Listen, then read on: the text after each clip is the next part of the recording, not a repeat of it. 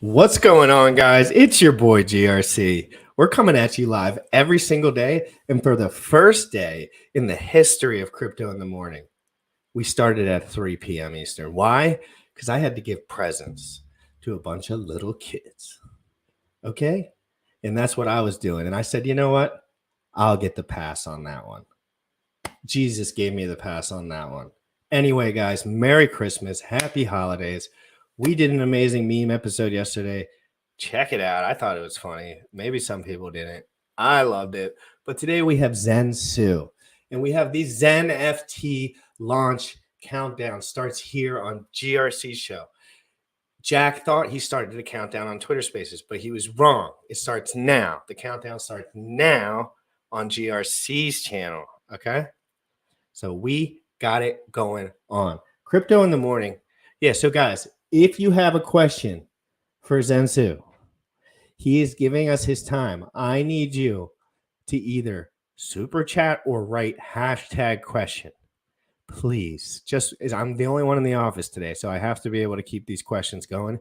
I'm going to do my best not to be a spazzy maniac today. Okay? XEN and I just talked for 30 minutes. He's showing face. You heard it here first. You thought he was just an icon. You thought he was just one of the vampires that Jack hung around with no real soul. But no. He's a real man. And he is a fantastic conversation, guys. Crypto in the Morning, every single day at 11 a.m. Eastern. Thank you so much, DeFi Proof, for the amazing intro. You already know what time it is. Crypto in the morning. Crypto in the morning. Crypto in the morning. Waiting on phone. Crypto in the morning. Crypto in the morning. Crypto in the morning. Crypto in the morning. Crypto in the morning. Waiting on phone. Crypto in the morning. Crypto in the morning. Smoking a blunt on my way to the gym. 11 a.m. and I'm already tuned in. Got me some hacks and I'm making a stay. Got me some heads on, I'm making it rain. Pay me some Maxi and that's just in case. Jim Reddit sent me to show you the way. Crypto in the morning, crypto in the morning, crypto in the morning, crypto in the morning, crypto in the morning, crypto in the morning, crypto in the morning, crypto in the morning, crypto in the morning, crypto in the morning.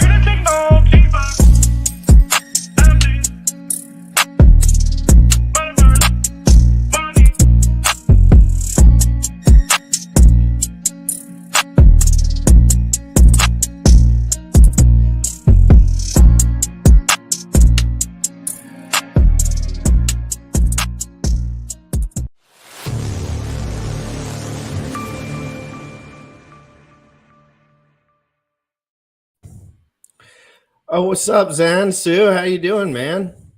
Are we live? There he is. He's real. He's real. He's real. Hello, guys. They thought I rugged when you pulled that little thing up. They were like, oh, he's not going to show. XEN in the flesh, guys. How are you doing? Yeah, guys. I'm so excited to be here. Thank you for bringing me on, Jim Rat. Big fan of the show. I follow every episode. Do you really? I see a lot. I think cool. you have great That's conversations. crazy. I never know. I just assume that AI thing with Jack was really great. I followed that and I did the steps myself. Okay, well, let's get straight to it. I recommend everybody Who are you? Who are you? Who are you? Who are you? Why are you on? You're just another white boy with a hat on. Okay, I want to know who you are. I want to know who you are. Why are you in this crazy mess of decentralized cryptocurrencies? And what is your relation to all, obviously you did I kind of learned about you from the Twitter Spaces with Jack more directly because you were speaking verbatim, but I want yours in education, right? Yeah. I did that's what I thought because the same face. I watch those videos and take notes all the time. So talk about it. You know what that is? You know what syndication came from, really? When I'm with Jack, he has so many ideas, like every day. You would think right now that he would prepare for the launch and stuff. No, he's like a million new ideas of next things coming out. So he when I'm with him, I just write so much. I'm like, okay, Jack calls, I gotta get my notebook. I abuse my notebook, when I'm with him. So Zenducation is Jack basically, calls, he's the I would- cryptographer, and that's my way of decrypting like everything he says, because it's amazing stuff, and I want everybody to understand like what we're doing, because the narrative, what we're doing here, really fits in to the bigger story. vampires, you know, sandwiches. Exactly. I mean, it's an attack. It's an attack on mediocrity. That was one video I watched that Jack said. He said this is an Right. attack on mediocrity, and he was kind of joking. And it was a dramatic little video. I want to know. I want to, by the end of the show, I want to see your vision for Zen. Like I have thoughts about Zen, but I don't really have the capacity as a person to understand scaling to 95% of the world. Right. And Right. you've had the chance to probably talk to Jack more intimately about those kind of details, being that he was part of something that actually did scale to 95% of the world. I don't know the actual percentage, but probably like everyone has a Google up their butt. So let's talk for a minute. Who are you? How did you get into crypto? You can be quick with it. And then why do you think this is different? Why does your vision for this, maybe the thing, Zen, your whole take on it, obviously? I guess I'm in this industry because I like to build stuff and I like systems, and I really believe that we can do interesting stuff, change things with these kinds of systems. Yeah, I've been hustling since I was 5 years old, working, doing a bunch of different projects, companies, whatever.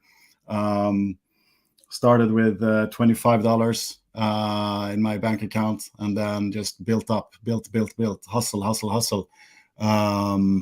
So yeah, that's basically it. And I realized after I made some millions,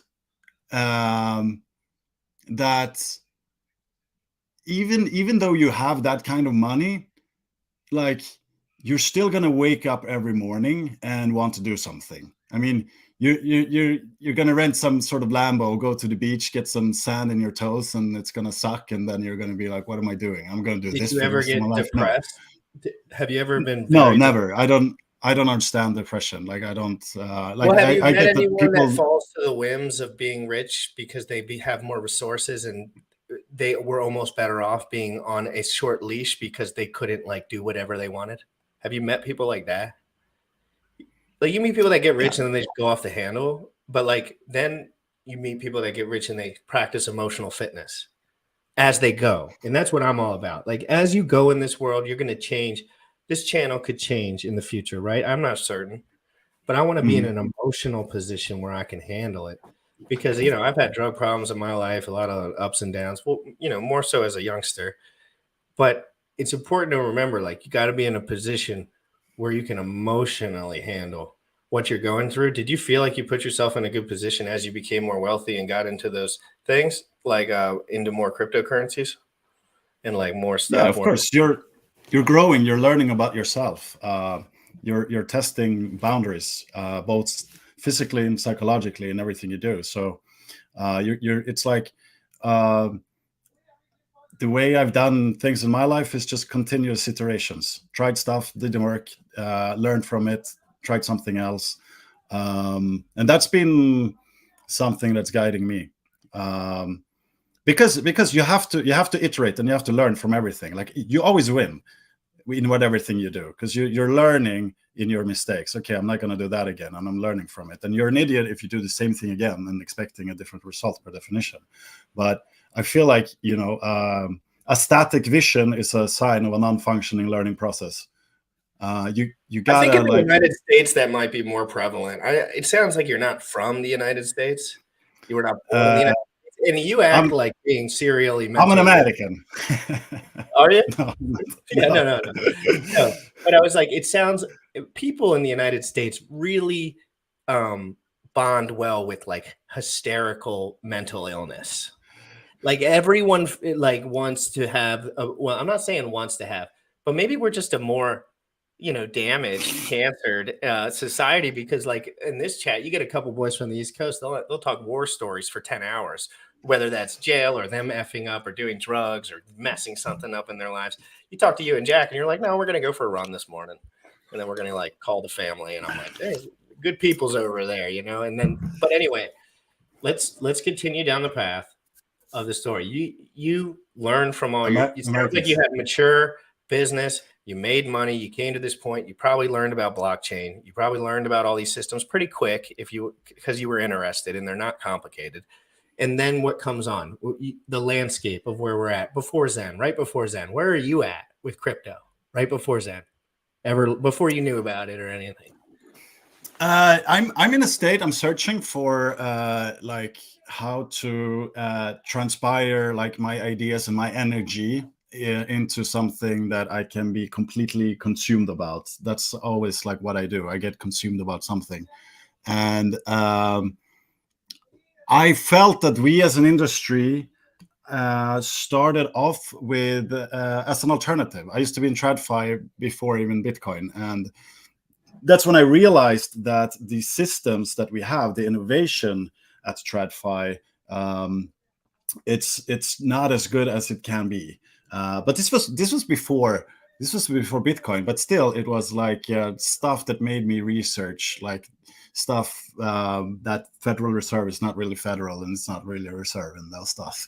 So I knew that we needed some kind of change, and I was comparing financial products between different banks. And I realized that, okay, the only reason that these banks are so big, it's because people don't know better. Because they, like, if you compare them at each and every point, the smaller banks did really have much better products than the bigger banks. So I realized that the rate of innovation could definitely be increased, and also that we need better systems. It's all systems. So it's all systems when you're in crypto, right? It changed. It's like real crypto. It's like it's all systems. Everything else, it's all people messing stuff up. And so that's where we're at now, right? We're trying to get to a system that has no middlemen, really, is what the hopeful is, and there is some decentralized value to it. All right, and then Zen. I mean, oh wait, I wanted to. So Bitcoin, you obviously knew about Bitcoin. What did you think about Bitcoin? That was out. You were probably involved, at least mentally, like understanding, and Ethereum. Why don't we just start there? What was your take? Were those the two best assets at the time before you found anything else, or were you dabbling in a lot of things? Or were you I went in all of that much later. I was doing like different kinds of companies in various different industries. I was like to create. Well, I know that, but I'm just talking about your crypto journey in general, right? Like, just because this is a crypto show, I mean, we don't really talk. Yeah. If we had all day, I would talk about everything with you. But I know what these people want. They're savages. Mm-hmm. They want to talk about ZenFTs. But I want to figure out. I want them to introduce you to you. So like, as you got in, I want to know, like, because we're talking about Zen, we're talking about crypto. Before Zen was launching, what did you feel about Bitcoin and Ethereum and the general stuff that you were seeing around that maybe people were excited about? Like, what was your general thoughts on it? Oh yeah, my general thought is that we had gotten away from what blockchain was intended to be. We wanted to create an alternative system. That's why blockchain came as an innovation with Bitcoin, and it sort of worked because it was a merge between the traditional macro guys and the crypto anarchist guys, so to speak. That made it possible. But as time progressed, we've gotten way apart from that, and we're into something that looks more like traditional finance. And we've seen it the last year. And if you derive like all of these entities that now have gone bust, you can derive everything from it not being first principles, basically. It's not transparent, it's centralized, you're giving up your custody, counterparty risk, etc., etc., etc. So I was at a stage where I felt, okay, we need to do something different. I was so ready for it. Yeah, and I'm going to tell you the truth. I've been in crypto for like 2 years. I bought Bitcoin in 2019 for $3,400. And that was my first buy into crypto, but I had no idea what was going on, nor my friend was just begging me. He was like, dude, the COVID dip, it's gone down, down, down. And I was like, whatever, because I was making a little more money at the time. And so, and then I checked my Coinbase a year later, never opened it. And Richard Hart screaming online about the top being in. I was like, wow, this guy seems like he knows whatever. Dumped it at 57,000. I'm like, crypto's the best. Like, I'm like, bro, because it never took a one morsel of mental energy for me when I bought that Bitcoin. I completely just shut my computer. I don't think I opened the computer for a year. And then I was like, okay, let me hold on. I just made 50 grand. And that's a big chunk of money for me. And I was like, hold on one second. So then I just researched everything and I quit my job, of course. I quit. Of course, I had to quit everything, right? Like, what were you working with? Well, at the time I was a dog. I don't know if how anonymity matters with me, but everyone kind of knows who I am. So I basically owned a business that sold products for dogs. Where I'm from, everyone has a huge yard and lots of dogs. So I was in an industry where I was basically selling dog products. And there was but I don't want to go down that whole rabbit hole, but I was really it was awesome at the time. I loved it, man, for a little bit, but then I was like, I need to scale. I was like, what do we do? Like, what am I supposed to think about when I wake up? How am I going to scale? Like, and it wasn't even about money. I was like, I need to make an impact. I'm a powerful young man. Like, I need to go somewhere. Like back in the day, they probably said, I want to go to war or something. I want to, like, way back, like, because I want to stand up for something. There's a fight to be had, and I'm a young man. Like, I'm 28 years old. I want to stand up for the right things. I quit everything, dove headfirst in, tried to be as unbiased as I possibly could. And I come to the point now where Zen comes out. And I started covering this before Zen existed, and I've never felt more aligned with anything in my life because of these first principles. This is something that guys like me don't even know about. I never heard that word in my life, that term. And then the first principles come in and I go down the Elon Musk rabbit hole. What about Jack? Because you know Jack, right?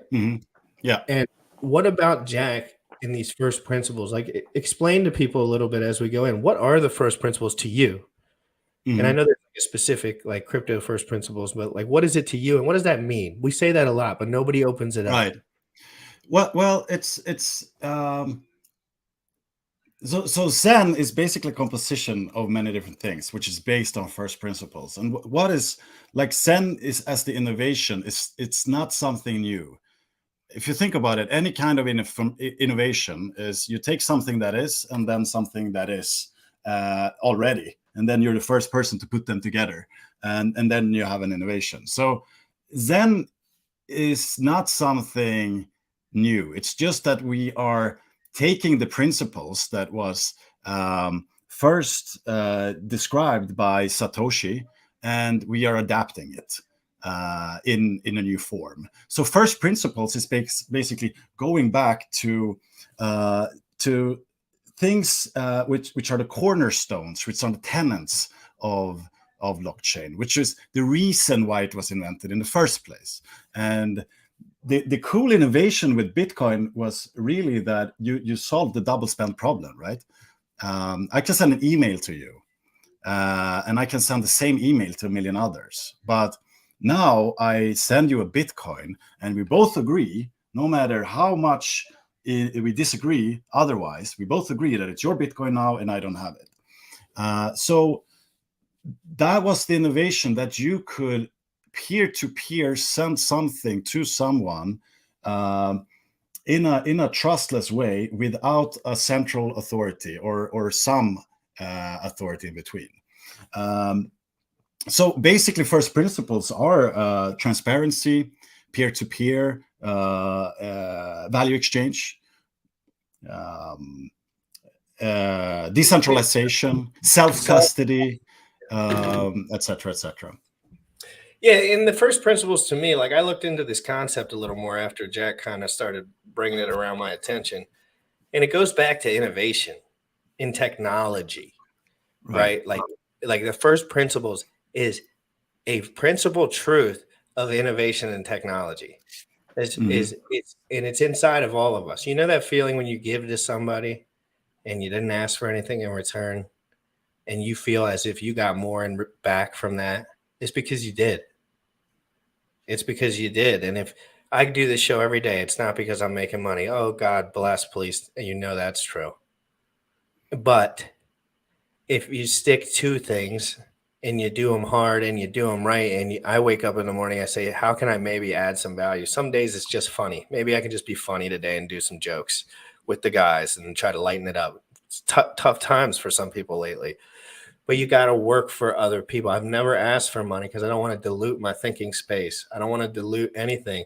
This is a lot more than money, guys. And don't be fooled into thinking this whole thing. Money's the answer to everything. No, money's the answer to food and getting a crib and a car.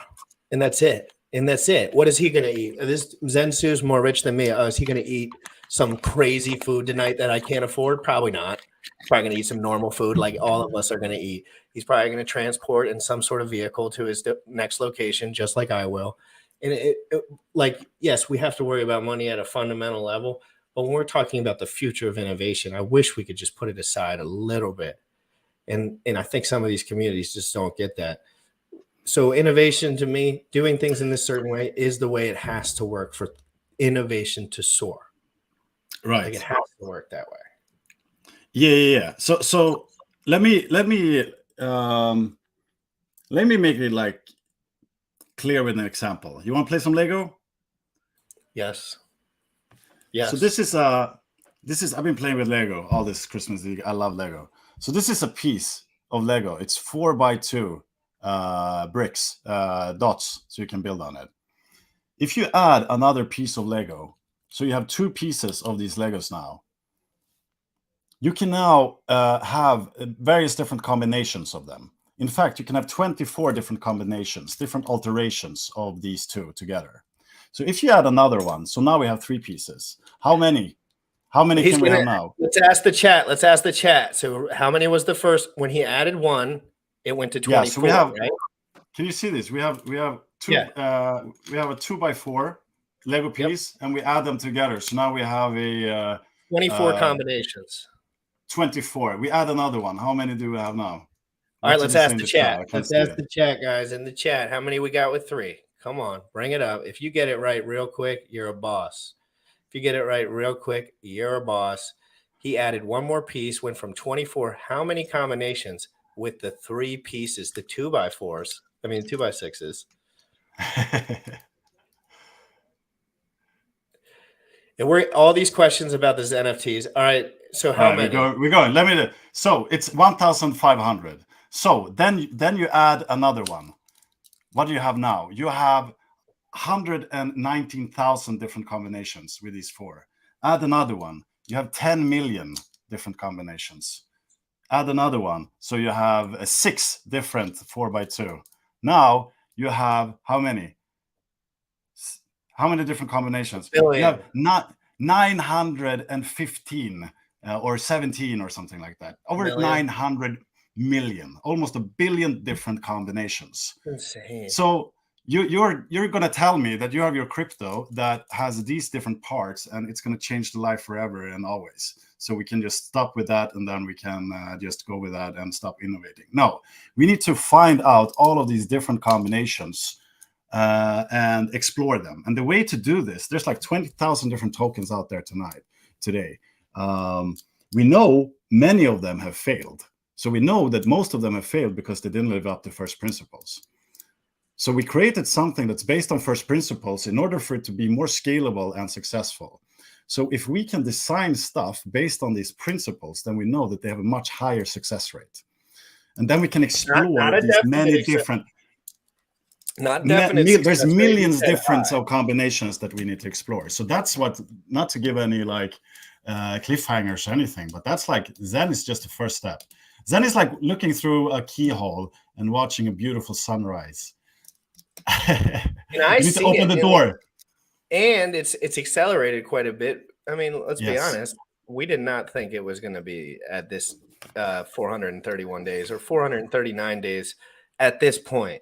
Most likely, I would have assumed that Jack himself would have had to, in his brain, have guessed less than that for this time frame. Maybe like in the beginning, I remember he said like this was way more than I expected for the first few days. But that's crypto, right? Crypto gets like that sometimes. But now we're seeing constant pressure. And when I say pressure, I see volume, I see users, I see the speculative stickiness of these community members that are popping up, Zen girls, Zen boys, Zen campers, and this, just like, we know how that goes. It has a lot of the pieces, but when it comes to the use case for Zen, let's just bring it up, right? And I said I was going to play devil's advocate for a little bit for this show, and I guess we'll just start there. We'll just start it here. And I do know a lot about Zen, and it's not complicated, so it's really not that much to unpack. But what's the first thing that let's say Jack's not here. Let's say you're not here. Let's say I have this white paper in front of me. I never met these guys in my life. There's a community aspect to this that gives something real value. And we know that exists. We saw it with Dogecoin. And you can always go back to that because it still exists today. And the numbers are shit, to be honest. Like, as far as the inflation numbers via, like, whatever, all the stuff. It's bad metrics for me personally. But then we see Zen come out, and it's just an ERC20. You can stake, mint, send, and trade. 400 lines of code. Yeah. Which is impressive. Impressively simplistic, which is critical, in my opinion. Open source, he's all about that. We know Jack's about making it open source, being the best guy out there, showing everyone, like, that you can. So I forgot my question. What was I explaining? Use case. So what's the use case, man? What's the use case, bro? And I think if I had to say, like, verbatim a sentence that I would say the use case was, it would just be like self-custodial, like exchange of something of value of a currency. Like, would that just be like use case? Well, a lot of things can be that. So you need in order for us to build something sustainable that's going to scale, we need something as a base, which we can trust and rely on. And the reason we can trust this is because you don't have to. Yeah, there we go. Joseph, he's on the. There are limits for collected. Yeah. What was I going to say? We need something in the baseline which we can trust. We need something that's going to work, but also that can scale. So the reason you can trust Zen is not because you need to worry about who I am. It's because you can verify it. You can just check the code and verify and see that everything is in the code. It's transparent. It's insanely decentralized already. No one can argue against that. It lives up to peer-to-peer value exchange, and it lives up to all these principles. You don't interact with someone. We're not selling Zen to you. We didn't pre-mine Zen. We didn't pre-mine it, and then we have sort of a team against the community, and we're trying to figure out ways, because there's a misalignment there. You have to understand it in crypto. In a lot of different tokens, there's a misalignment between the team and the community, and that's friction. So we didn't want that. And this is important to understand if you're going to understand NFTs as well, because it's the same thing. We're just enabling the technology where you can interact with the protocol yourself. So you can mint Zen, and you can mint as NFT in the same way possible. So we need that as a baseline. We need Zen. And then from that, we can create a whole ecosystem of first principles, protocols, and dApps. So this is the second phase. This is, okay, now we have Zen, it works. We're just going to deploy it, and it's immutable. We can change it or whatever. So now it's about getting developers, and we're going to kick it, like, we're going to make pretty cool, we're going to continue making pretty cool, like, Jesus, Jack calls me, like, he has so many great ideas. It's going to be exciting, but we also want people to build on Zen, and the reason for that is because why wouldn't they? Because you can build something where you can trust what it is, you can trust the value proposition in the base, in the foundation, and you know that there's not going to be some central authority that's going to do something that's going to make your product don't live up to its fullest potential. And if you make something that has the potential of being that is good, that provides a real that solves a real problem and has a good value proposition, then you have an amazing community that's going to foster that and use it and spread it. And that's also why Zen is different, because you have virality spread into the base of the formula. It's just one formula. It's so simple. 400 lines of code, and you've seen the power. It's just like you start from 0 in the supply, and then you just go everywhere with it. Well, it's the math. It's the math there that really shines through, those equations. It's those equations that Jack put together with explaining, right. Of course. I wouldn't have been able to understand them without the explaining videos of Zen Education and Jack himself explaining some of those math equations, explaining technology curves, explaining future projection to the whole entire world, explaining some of these metrics that, frankly, no one's going to give a shit to explain to you. Why would anyone give a crap to tell GRC about scaling? Because it doesn't matter. It's because it doesn't fucking matter to them. Because everything they do is not, my bad on the F word. It doesn't matter because everything they do has a different reality to it, right? The reality. It does matter. It's just about translating it to them in a way that they understand it. Everyone is, okay, so we can talk about Xenft, how this fits in. Like, let's talk about Xenft burn effect on circulating supply. So we can transition into that. The thing is, you have, and this is sort of like you can see it as a yin and yang effect. You know, you have two opposite forces that complement each other. So you have a yin and yang. Can you go into a website just to show people this? Yes, sir. Or maybe I can. Well, website, would just drop it in the chat and I'll pull it up while you're talking, or you can pull it up yourself. Either way. Hey, real quick, while you're doing that, let me talk to the chat for 1 second. He's pulling that up, guys, real quick. Sorry, you guys know this isn't my time slot. I'm trying to keep it cool, and I'm having a really good time. So just chill. And Pierre, thank you so much for the super chat. I really do appreciate that. I saw you earlier. Dr. V. Ray, here you are. Dr. V. Ray, thank you so much for the 35 czar super chat. Vanilla Cranker, I don't know what that really means, a Vanilla Cranker, but I'm sure it's a Vanilla Cranker. Yeah. And then Pierre's.eth. Let's talk about Xenft burn effect on circulating supply. Okay, guys, let me round this out real quick. We have, what does everybody that doesn't know anything about anything say? Well, Zen's minted into forever town and it goes to 0, right? That's absolutely ignorant. It's stupid. It's how every crypto works to a degree. And it's important that we open up the conversation because people do not want to tell you these things about the burn, about the supply, what's so important. I think without Xenfts, even some prospects looked fantastic. But anyway, let's get into it. Let's bring them back up. Guys, if you have not retweeted this out, go ahead. Let's pamp this real quick before we talk about Xenfts. This is the launch. This is the start of the launch marathon. And guys, we might have a little BNBP launch marathon later this week. Sorry, had to slip it in there. They might be dropping a new game, which I'm always excited about. We'll talk about that. But let's talk about Xenfts. Do you want me to pull up your screen here? Yeah. So this is yin and yang. And basically you can see the yin as the minting, the expansion of something. You have the supply starting from 0 and then it's just spreading everywhere. So the counter force to that is contraction, the yang. So we can call this like the mint, and this is the burn.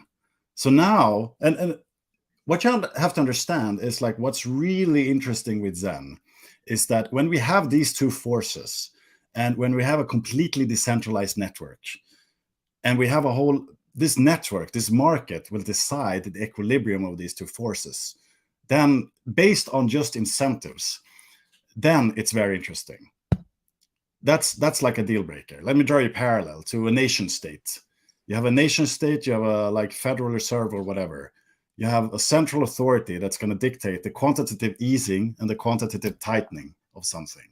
And then you have a whole, not only country, a whole world that's going to anticipate that and make their decision based on that. And just that anticipation alone builds up a lot of unnecessary friction. So how can we create systems that are truly transparent, where everyone has all the information they need, and it's decentralized. That's like the really interesting dynamic with Zen, I would say. That made a lot of sense to me. That made a lot of sense to me. I want to open it up a little bit more. That was like more like the philosophical version, but I know what he was saying. So there's a heavy mint. Let's for you. So let's go. Well, there's a heavy mint side, and then there's going to be a heavy burn side, and you know that they're both coming into play here. And I even think without the burn side, I'm just saying this from what I see, like in notice in cryptos, like I've seen hyperinflationary coins go bonkers because it doesn't matter as much as people think with these liquidity pools. Now the liquidity pool in Zen is a little bit dense, so you really can take money out of it whenever you want for what people probably have minted. But let's talk about this burn. There's a lot of supply, endless supply, right? Oh my God, there's so much Zen, and that's not even true. Not even true at all. But for the sake of the talk, I minted a 2 Zen mints yesterday for 439 days, and I think it roughly equaled out to 18 million Zen. So in 431 days for $6.13, I will have roughly 16 million Zen. That's in 439 days. So to me, that's a way long time. The most important currency in history is time. That is the banger. So it take me 439 days. That's already a lot of days. That's a lot of days. That's a year and some change. And so that's just to preface it. We have all this supply. And then how does this supply get burnt with Zen FTs? Okay. That doesn't make any sense, right? First of all, like we can talk about supply endlessly, but what's really interesting with Zen, I can hear you. I have to pee really quick.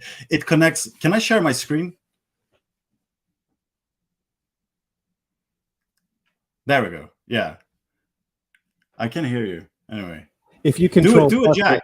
Leave your control plus, so you can zoom in a little for the people. It's just a little small.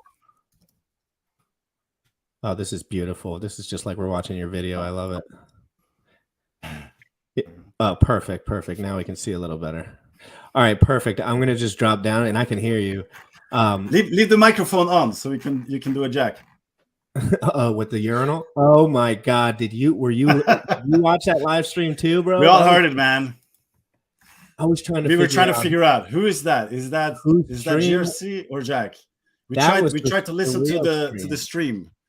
Yeah, it was. No, that was KG. That was KG, not me. That was KG. Anyway, talk about this. Talk about this for a second. I have to pee. Okay, so this is Zen. And here we have a protocol on top. So we built Zen Torrent. And all of this is something that you can interact with permissionlessly. So you as a user, through your wallet, can claim your C rank and get your C rank over time. So this is like the intro into the vanilla cranking, like a vanilla cranker. This is how you claim your C rank. And then we built this Zen Torrent protocol, which is a protocol on top of Zen Torrent, you can say, or in relation to, more likely, where we create something that's called a virtual minting unit. It's a temporary wallet, you can say, a virtual wallet, which contains the claimed C rank on top. But the thing to understand about this is with Zen, what we are doing with Zen Torrent protocol is that we are demonstrating for all the developers out there how you can build something, a protocol on top that interacts with Zen as the underlying thing. Because now we have Zen and it's amazing, and it in itself is something that is like pure in that it's only 400 bytes of code and it lives up to first principles of crypto better than anything else we've seen, you could argue. However, we now need to get Zen out everywhere to everyone. So Zen needs to interact with everything else. So we need to build a developer ecosystem on top of this. And this is a great way how you can just build something and very easily create another token. So you're burning Zen, for instance, and you are, let's see if we have it here. Here's the burning process. It actually goes on here in Zen Torrent. So you're burning Zen and you issue another token, a Xenft. So And you can go endlessly, as we talked about with the Lego cubes and everything. You can go endlessly into creating multiple different kinds of dApps on top of this, which lives up to first principles as much as possible. You can still make commercially viable app, and as a developer, you should be like rewarded for your work.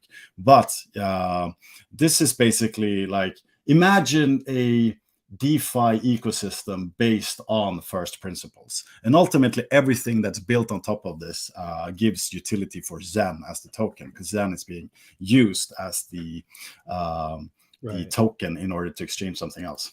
And a lot of us are starting to see these mechanics and other things too, so it's not like the most uncommon, like, which is cool. Like, people are starting to understand that this is a thing. I've seen this. There was a perpetual, I can't remember what it was, but it was a Watsa. Now, a lot of people in here know about Watsas, and but we're not going to go down that. But I've seen these systems in play before, so it makes this easier for me to understand personally. How's everyone in the chat doing with this? Do you guys have Vanilla Cranka? Okay, whatever. Vanilla Cranka. That's Vanilla Cranka means the basic model. You know how you usually how you do just when you get your normal C rank. Actually, I'm so understudied. Here, you're doing this. You're a Vanilla Cranka. Just a vanilla method of C ranking. I love C rank. Oh my god! I was, just for reference, everyone in here was the first guy on the internet to cover Xen crypto, and I was I was the 200th person to mint Xen crypto, and I was on live stream. You got before me, man. You got before me. I can verify. You were actually the first to talk about Jack live about, was it the apple cider vinegar token or something like that? Well, no, I said GRC token just because I was just making a joke. And I knew, like, let's not beat around the bush. Jack's been dealing with blockchain for a while. He's not his first thought about the matter. Like, let's not be stupid. He didn't just spawn in that moment. But Jack has a lot of, I've watched a lot of Jack's old content, and he has a lot of insight on the blockchain, very disgustingly large amounts of insight. And I get my notepad every time he's up to the board. Thank you so much, Dr. V-Ray, for the Vanilla Cranka. I think one thing I really respect with you, Jimrat, is, and this is what's so important with having like-minded people coming together, the discussion, the brainstorming of stuff, because through the discussion, ideas are born. So you have an ability to have just like really good discussions, and out of that, something can come. And the ability for you to be open to have those discussions is a really good trait. I hope you never lose that. The openness is tough. That one's tough. That one's a toughie, and it's about once you stand for a product, you must stand for it or die. To a degree, there's a little degree of that, and later in my work years, I'm sure that will occur for me. But right now, as a journalist of sorts, I guess, my only job is to be unbiased. I don't have to even be the smartest dude in the room at all. I need to be unbiased so I'm not confusing the world. Everyone else wants to confuse the world, and guess what? Everyone thinks they're brainiacs. I call them out. I call them dumb as shit. You know why I can say it with my chest? Because I can back it, and they'll never come on this show because they know compared to me, they're understudied. They don't care as much. They're not passionate. They know I'll outdo them. And I'll tell them right to their face, you don't know what you're talking about. You're fucking lying. And I'll say that to people that have a lot more respect than me. And it's because you have to understand every single day. This is learning every single day. The learning does not stop. I've never been able to stop the learning, and I'm just starting. So if you take that mindset out of it and you become just like, oh, I'm smart and everyone else is stupid, you just become the problem. Because all men are capable of greatness, in my opinion. You just have to clear away the fog. And I had many fogs in my day. And everyone does in different ways. But let's get back into the Xenft. I don't want to go down this whole friggin'. I don't want to. Christmas. Jesus. But yeah. It's not about who's right. It's about what is right. What do you want to do? this is the we can do many things. We can claim a normal C rank. We can go to testnet and claim a NFT as well. I think we should talk about the. There's a lot of game theory here I want to cover. This is what I want you to cover right here, right here, right here, right here. All right. Now, if we you zoom on we this, started with the supply. We started with the supply. Let's just finish that train of thought. Like, this is also interesting. Perfect. Look at this, guys. Before we go to the rarity chart, you have xenturbo.io on their dashboard. It's super amazing. So beautiful. So you can just watch it for hours. Every one of my addresses is on there, and it organized my life within 5 minutes of work. What's your credentials to log in? Let's check your. No, okay. Whoa! Right, I'll tell you what my number is. Global, I'm like 1,170 something. Okay, well. Here, so I'm a liquid whale. Don't get it twisted. I'm the liquid king. No, I'm kidding. I'm not. I'm literally. This is absolutely amazing. So here we have the total supply, we have the liquid supply, we have the total staked, right? So the total staked plus the liquid supply is the total supply.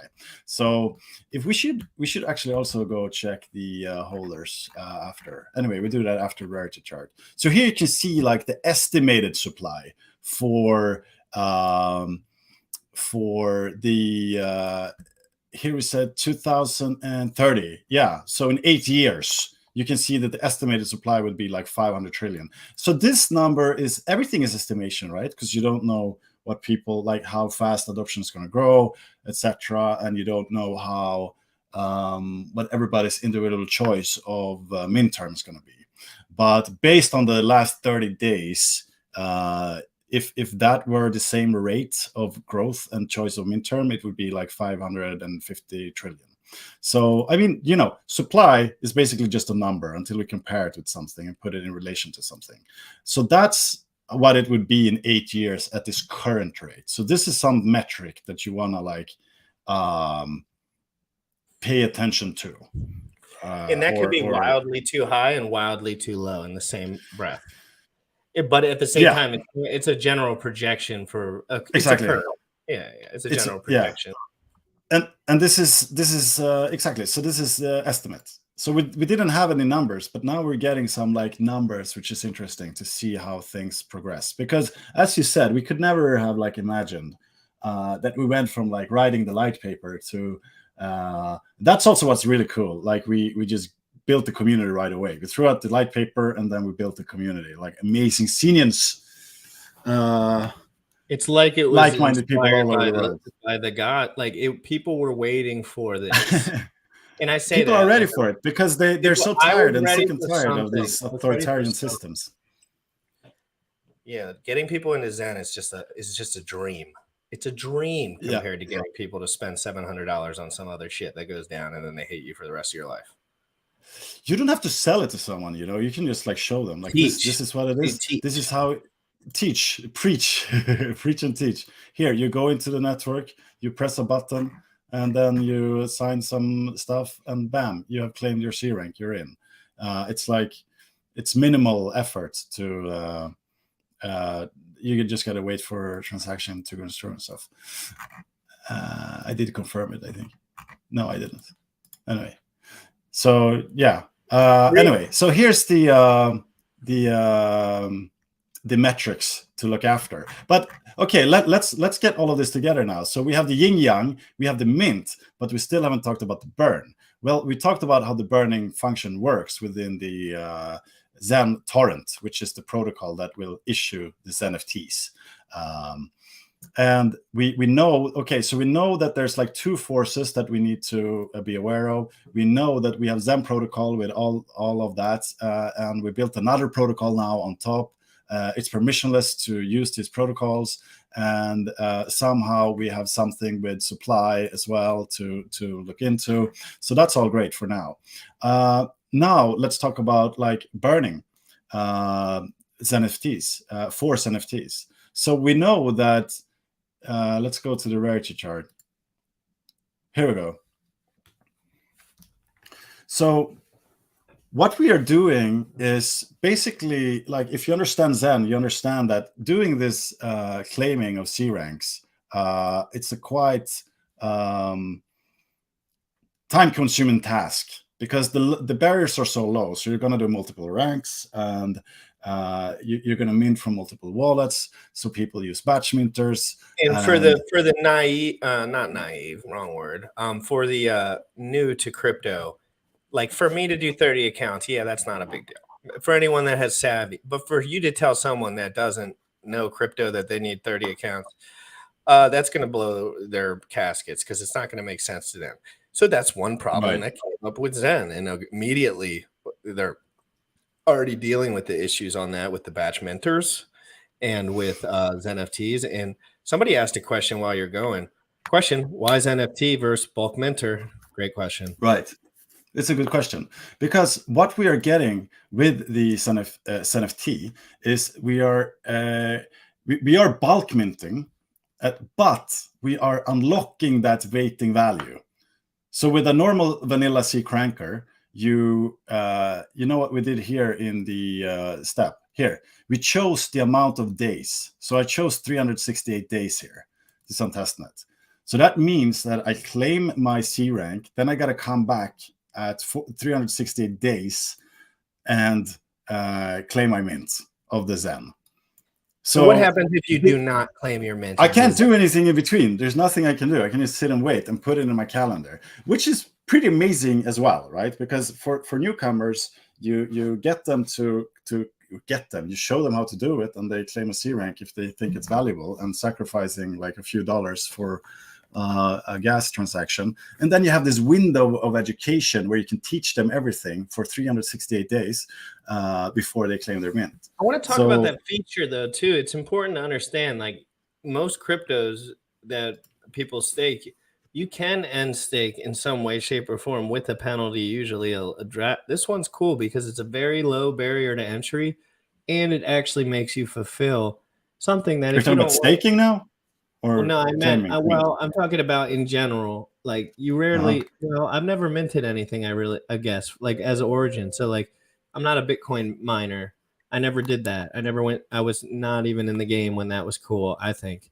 So it's cool to see like the process for me. The process of shit. I forgot what the fuck I was saying. I forgot what I was saying, but it doesn't matter. The point that I was making, something with the time period. I've never actually done a minting phase. I think that's kind of what I'm trying to say. It feels like I'm minting something for the first time. That's what I think I'm trying to say. Like I've minted other coins via different techniques, but this is the first like mint where I feel like I'm minting a cryptocurrency from origin that has some future projection to it. So like I think this is my first experience actually doing a mint, like a proper mint of a crypto. Maybe that's what I was trying to get at with my lack of experience. But that's exactly what it is, because 99.9% of the time you're buying like a token from someone that pre-mined it. But here you're minting it yourself. You have a relation to the protocol. It's just you and the protocol. You go in, you connect with your wallet, and it's our UI in this case, but the same UI you can find on zen.fyi and a bunch of other sites. But yeah, so what happens doing it yourself. What happens if I don't claim my mint? What happens if I don't claim my mint? Let's say I just leave my computer. I never do it. I never pick it up. What happens after that? What's the tick over on that? You have where do I have it here? You have the penalties, right? Do I have them in another window? Anyway, yeah, you get some penalties. So you get 1%. I think it's 1% like a day or something, but I can't remember exactly. Here we go. 150 people in here, guys. Smash the like button. Send it to everyone. If you have not retweeted this tweet already, then then you're stupid. I mean, I love everyone. It's Christmas. Guys, if you have questions, and I have some of them started, I'm going to start working through some of these questions, guys. If you have a question, please make it known. # question, or make it a very good question, or do a super chat or something so I know. Any questions will be asked. Let's get into it. What up? There's me.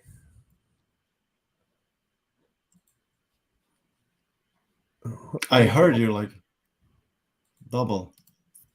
You did? Oh, it's because you have the YouTube stream up.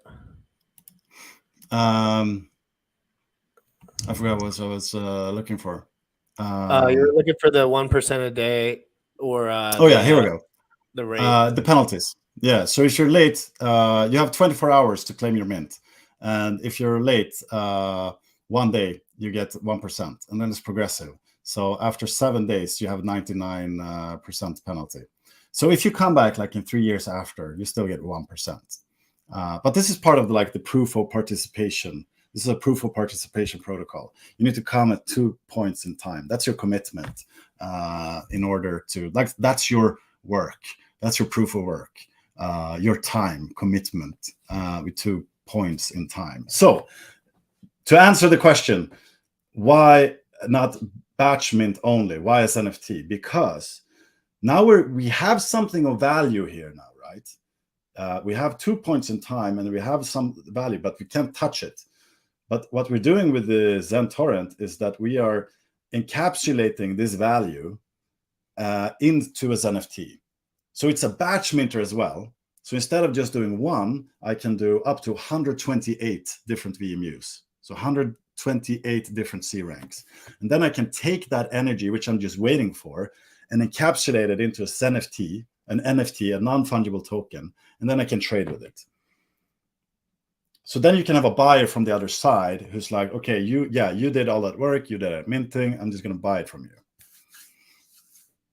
So that's like the utility of the Xen torrent, in that it's a batch minter. It makes it easier. It makes it faster. You can do 128 VMUs in one go. We're going to show you soon how to do it. And you encapsulate all of that in a Xenft, which has the utility that you can trade with it. And a Xenft is a non-fungible token, right? So in my previous video, I break down like what's the difference between a non-fungible token and a token, et cetera, et cetera. So if you're unsure of that, you should watch that. But that makes sense to me. That part where you said, yeah. So just to clarify for some of the people in here, just he might have been clear before, but when you do a batch mint, those days you have to wait for all the days to be up for there to be a value transfer there. But in the NFT's case, there's a liquid value associated with somebody who would be willing to do a large amount of VMUs, or someone who had more money, I guess. Is that kind of correct, Xen? Yeah.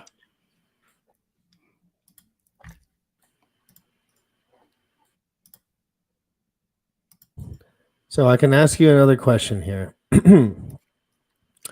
Hey, Zensao, what's your take on Monero? You got any takes on Monero? I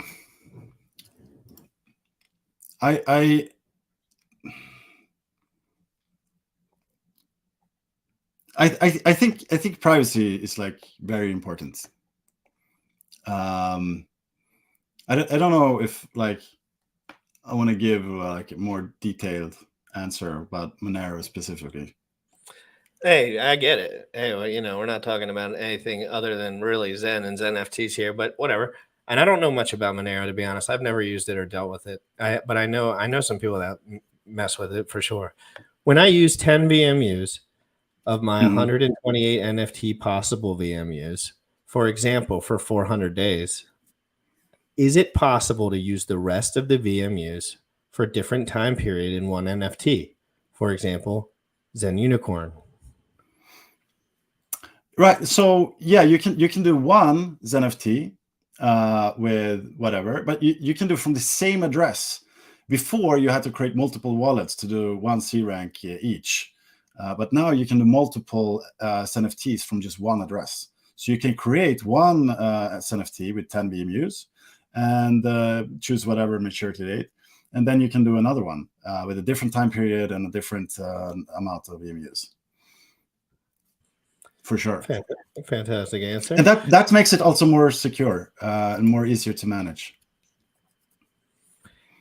Can you comment on the liquidity of Xen at all? Like, and I know I don't mean like, I mean, I've noticed that the Xen liquidity, like super fat right off the jump for something that's brand new.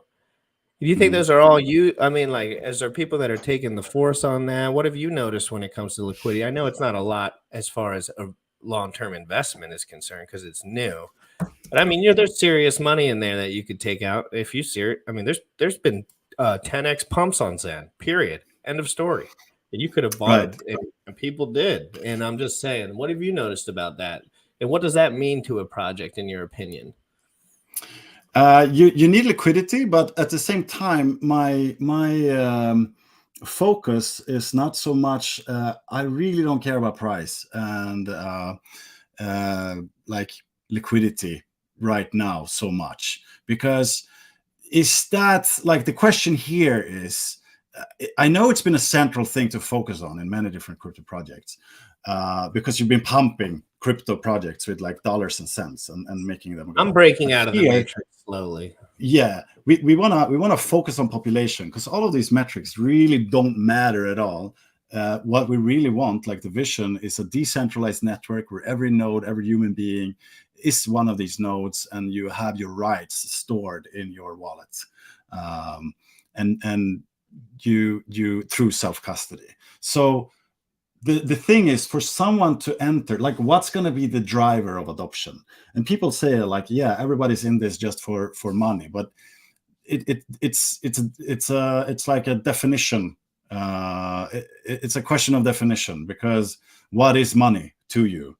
Money is freedom, and you want to live in a society where you can use it and spend it. So just having money and becoming some sort of like oligarch, where you have money but you have no rights and you have no way freedoms, that's not a desirable state for anyone. So you need to focus on building out like the network. So what's going to be the driver of adoption? It's going to be focusing on like that Zen can do 100x for you, or is it going to be the possibility for anybody to become self-sovereign and to handle their own value with themselves, and learning about crypto, learning about all of these new systems? I think it's both, but I think the value proposition of Zen is so much stronger just to tell anyone, hey, it's gonna like 100x or whatever, because we don't know this. You have to be aware with Zen that you can get wrecked. Like it can go down 99% any second, and it can also go up. But we just started, and people are focusing on this like 2 first second of like the Genesis. Supply and price started at 0. And then it had a price discovery initial that went up. And from that point, it's been going down and down and down and down. It really doesn't matter. Like, Zen is unstoppable. Predictable to a degree, though. I mean, yeah, and a lot of people could have painted that price chart with their mind to a degree before it came out, via thinking that the supply would be on the market so heavy. I just couldn't predict the liquidity in it. And I know exactly what you're saying, dude. Guys like me, I learned from Richard Hart. Fortunately and unfortunately, for some reasons, he gave me a lot of technical detail on liquidity, stuff that I would have never learned. But at the same time, he preached to me that the reason you need to do this is for money. And I really never even jived with that ever. Like, I've never been a guy that was like, oh, dude, I got laid when I was broke. Really broke. Really. Like, when I say broke, I mean. Was that why you got laid, or like? No, I got laid because I just was friendly, I think, and like didn't care about me being broke, because I had a lot of future in myself. I had a lot of passion. You're a good guy. You're a good guy.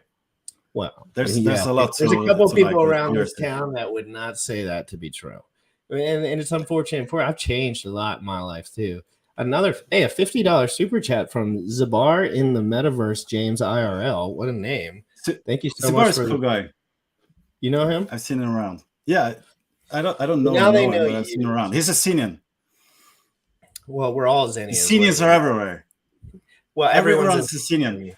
There's 2 kinds of Xenians: the guys who mint, and the guys who mint in secret.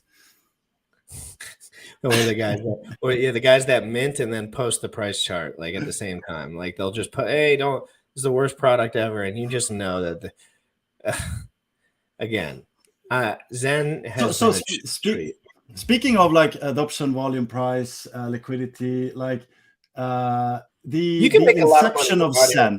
For Zen. Sure, but I don't look at the price chart. The price chart looks at me. So, okay. That's true. That is true. To be honest, That's how I don't let the price chart like govern my decision, because like a price chart should reflect like some sort of fundamental value. So let's just focus on the fundamental value, and the fundamental value is going to come for Zen through adoption.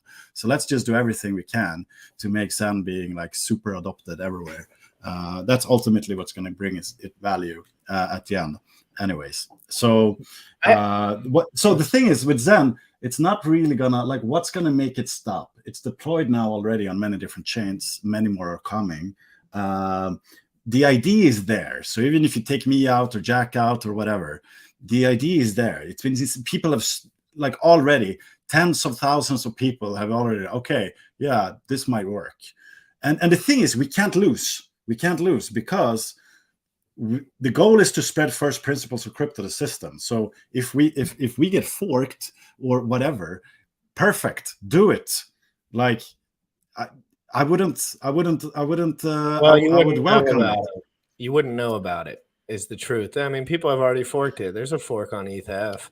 First of all, I want to clarify some things. I was an immediate advocate to get Zen on ETH, but I did not know the metrics that are necessary for someone to be confident into launching something at the time. So I was a little bit not clear. I understand way more now. Where like there was so little liquidity within the system, and it was more just potential risk. Literally, like when there's no money in something, you could just say it's a potential risk because someone could just, you don't know anything about the chain. There's no density there. There's no volume there. So, and I talked to Jack personally about that, and he's like, I just don't know. I don't know who knows. But then we made the move to ETH POW. Some people love ETH POW, dude. I learned how to provide liquidity V3 on ETH POW for no money, for free, because I got a copy of my stuff, and they have V3 Uniswap. And why wouldn't I do V3 Uniswap? The fees, what the heck? The fees are crazy, but not over there. They're 1 penny. So I just did it 150,000 times until I knew exactly what I was doing. And so, what do you think about ETH POW? Do you have any take on ETH POW? And then I'll read the super chat. So I think my like L1. This is also what I wrote in the light paper. That part of the narrative has been to find like the L1, but I'm an innovation maxi. I like to see multiple Lego bricks or whatever works. And I think this technology is like relatively so new. So anything that can bring some sort of value is great. And this is why I like with Zen, we can go everywhere instead of us creating a new L1 where we have to then convince everybody else, hey, come to us, because what's the value proposition going to be? It's going to be slower, it's faster, it's going to be cheaper, it's going to be more decentralized, it's going to be whatever. What's the killer thing that's going to make a whole ecosystem of L1s just like, oh no, let's go there. So let's do a different tactic. Let's go everywhere instead. Let's go to them and introduce first principles to them instead. And even though it's something that's more or less centralized, instead of alienating and being exclusive, let's go there. Let's infiltrate. Let's go with first principles and make people see it. So I think that's when it comes to ETH POW, like they're keeping with the proof of work. So why not use that? Like if Ethereum is switching over to proof of stake, like let's see what we can still do with proof of work. Jack has some ideas. They're pretty interesting. How to use that? Like, don't say that. That's one because I was the first one on the internet to cover the ETH POW fork. Literally, right? Literally, like everyone was calling me a scammer. So I was like, dude, you're gonna get free coins there. I'm telling you. And I'm saying, of course, there's some people in the chat that knew before me, but I'm saying as like a general, me sending it over the airwaves, it was met with complete resistance. It was met with complete, and I was just like, okay, so I can't do anything. I'm just going to do everything now. So, But what did I learn from that? What do users want? Cheap fees. That is true. That is a truth. When fees get over a couple dollars, we're playing a different game. Per transaction, I use all-chain bridge to swap ERC20s just because of the transaction fee sometimes, and because they centralize theirs to their, and I go over there and I can practice doing whatever and I can mess around. Where does cheap fees come into all this for you? And not necessarily the mint, but just in general for scaling. So, right. I mean, yeah, that's great. So, but let's say like for an L1, like what's the differentiator going to be in a couple of years when everybody figure out how to scale and have cheap fees and, you know, solve the blockchain trilemma more or less. Which they've already more done. Decentralized, secure, and yeah, but nobody is like really like there's okay. The thing is there's no broad consensus. Like, yeah, this is the best iteration. So there's still a game going on. Between do you think that'll finding. change? Do you think there will be a top dog out of all this? I hope not. It depends on like, I mean, we need like blockchain is still so small. Like these systems are not being used by the general public. We have a long way to go to like implement them, but like you can't stop innovation. You can just like prolong it, right? So it's gonna come. So is there going to be one to rule them all, or is it going to be like use case based, or is it going to be hybrids or whatever? I think we are just like with 2 blocks in that question and the multitude of like combinations and possibilities. We need to think in different ways still. And they all, and it's very clear when you do the first principle route. It's way more clear. Like there's so much crap. If you have other crap going on, I can't imagine how you could even scale anything. Like you have to be just very like, oh, we have these rules. We're gonna stick to these rules. Boom. Yeah. With no pre-allocation, which is huge. Yeah, I think it's dangerous. Like the reason why Zen has been so viral as of now is because it's been designed in the way knowing what we know now. Like knowing what we know now, how would we do it? And then the Zen is the answer of that, because we know like Zen is standing on the shoulders of protocols and systems before it. So we know what's worked with Bitcoin, and we know what's worked with Shiba, and we know what's worked with Hex, and we know what worked with a lot of different other stuff, and we know what hasn't worked with a bunch of stuff as well. So it's just the next iteration, and this is my point. Like I'm not religious about Zen. I think for now it's the very best iteration that we have. It's the best possibility, and that's why I'm saying I'm inviting people to like fork it or do whatever, because in the name of innovation they should experiment with it, and if they do, even better. We have more like first principles projects, warriors out there that's going to make a change. So what's interesting, like if you do, what would you change? That's what I'm trying to figure out. Like what would you change in Zen protocol to make it even more first principles, even more viral? And then you of course need a community, and then you need Jack or like some kind of leader to that people can gather around, and that can be sort of the person who can provide trust in the trustless system, but still continue the innovation. And you have to not care about the money. Elon Musk did not care about the money when he invented Tesla. I promise. Right. I promise. If we can solve, like we made the protocols permissionless, open source. We started. You have a lower G rank than either. So if we can make these systems like really viral, then we're all going to benefit. We're all going to win. So. Anyway, yeah, no, 100%. Should we do a tutorial on the mint of NFTs? It's coming up, guys. Yes, 100%. Man, I'm so excited. Look at like. Can you talk for a second? Can you excite me, bro? I had to do this whole Christmas thing. I've been driving around. I went into. I was live streaming 2 days ago. You were talking to Jack in the Twitter Spaces. I came directly up and I said, "When are these babies launching?" And he threw a rough estimate out there. Let's get these people excited. What are we doing? First of all, when launch. Second of all, let's do a tutorial. And third of all, all questions on NFTs, pop them down below. Make sure you hit the like button, smash the subscribe button. I'm live every single day at 11 a.m. Eastern, except for today, literally except for today because of Christmas stuff. But come on, guys, hit that like, hit the subscribe. Let's get into it. Yeah. So when? Dev, do something. We have audit that was being done. Just one medium and a few minor, nothing big at all. We submitted the fixes for that, and now we're just waiting. Hopefully, best case, we can get it back today or whatever. And as soon as we have them, and this is assuming that the audit report comes up and it's perfect. Then we're going to do a countdown, and we're looking at 2022. So potentially like Friday or something, whatever, a few days. But we really need this audit report, and it's out of our hands for now. So we need a few days of countdown, and we need the audit report first. So that's when. And that's when. Yeah. There's nothing like really more. And you were there at the launch of Zen Protocol. Like, we're doing something a little bit different this time. Go ahead.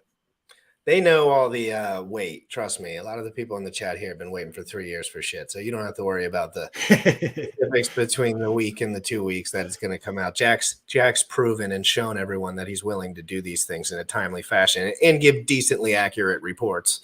On, you know, you can't. Yeah. We sort of innovate with like faster, smaller iterations. So we want to do something and then focus on that and then deploy it.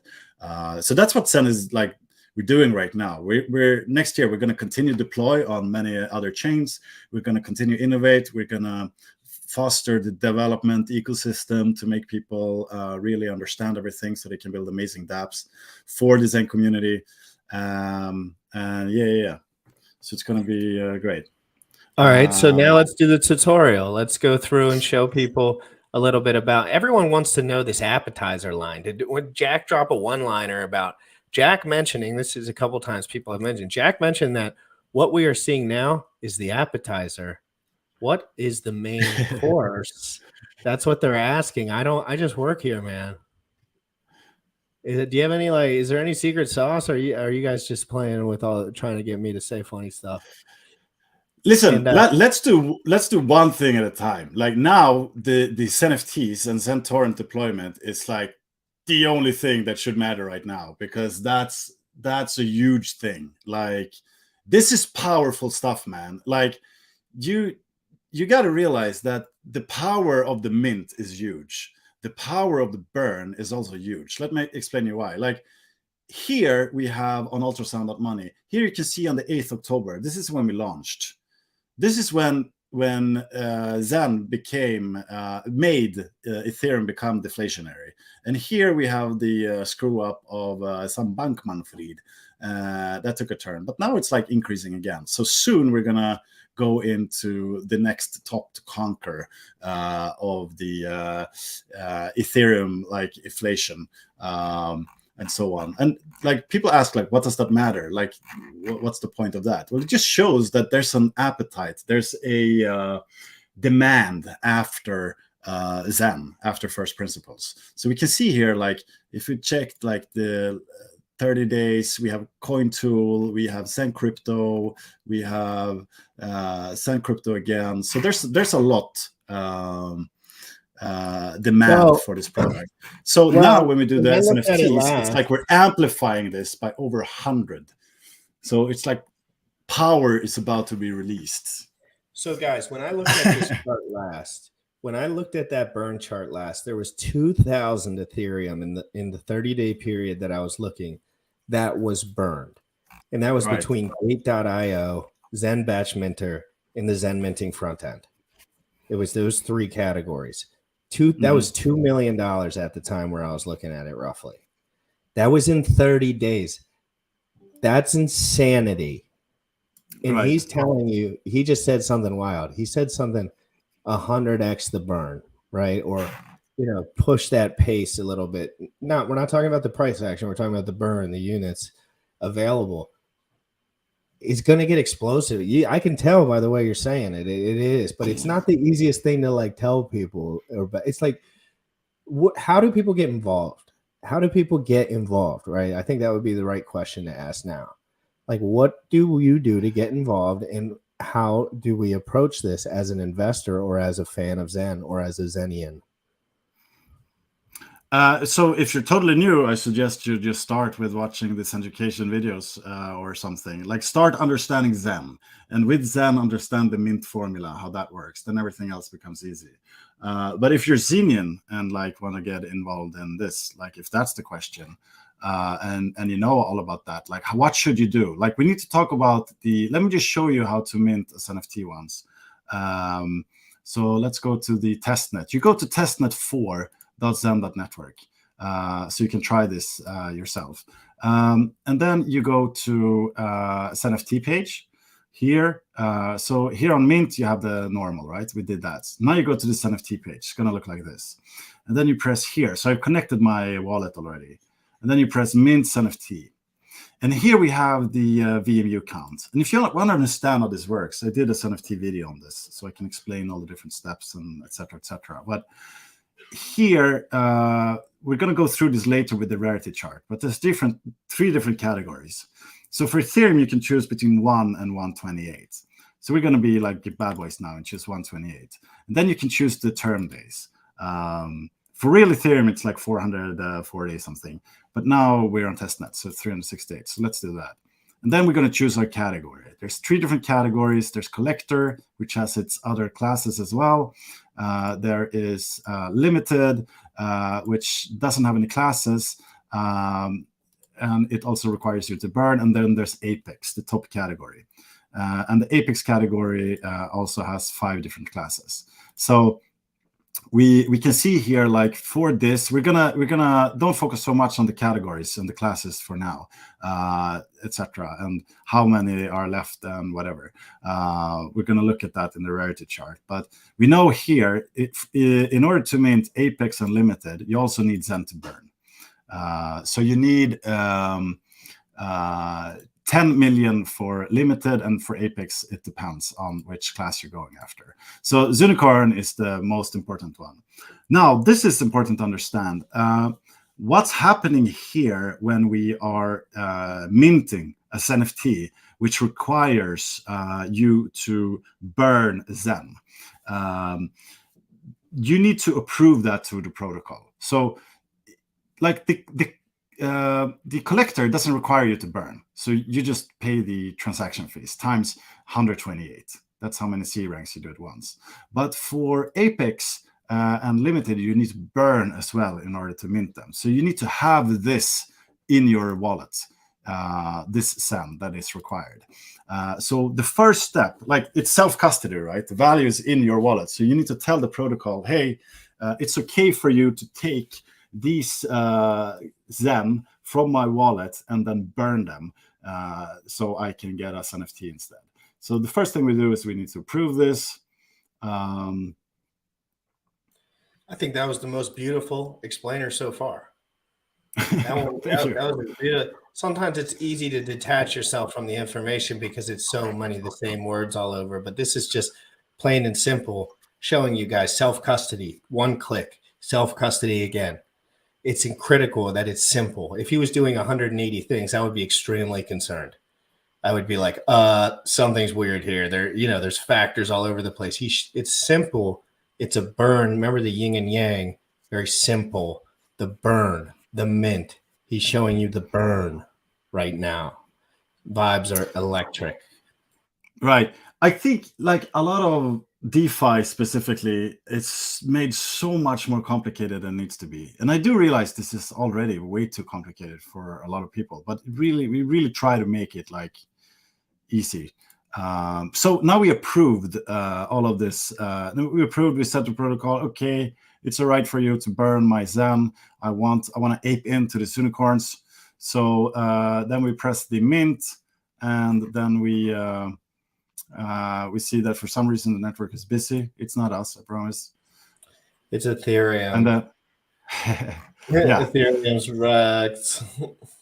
So now we were waiting for that transaction to go through, and this is like we're doing something different now when we're launching the protocol. We can talk about that later. I don't want to confuse people. You remember in the launch, we like that was crazy. You were there. Dude, I was there. I was live streaming with 2 computers. I had 2 computers in my lap, out of the frame completely. Like I was just like Right. this the whole time. And I was doing both mints on my computer while I was live streaming and getting everyone else to do it. And just watching that number go was just like, and then everyone was like, oh, it's just a bots. And I was like, y'all are stupid. Like, dude, this just went down.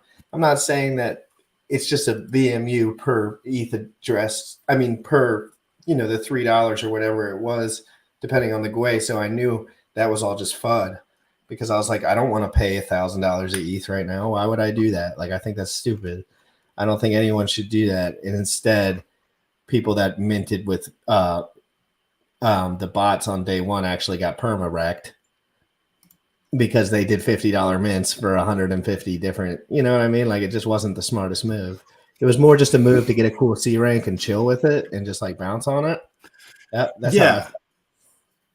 Yeah, there was really no rush to get in, but people were excited.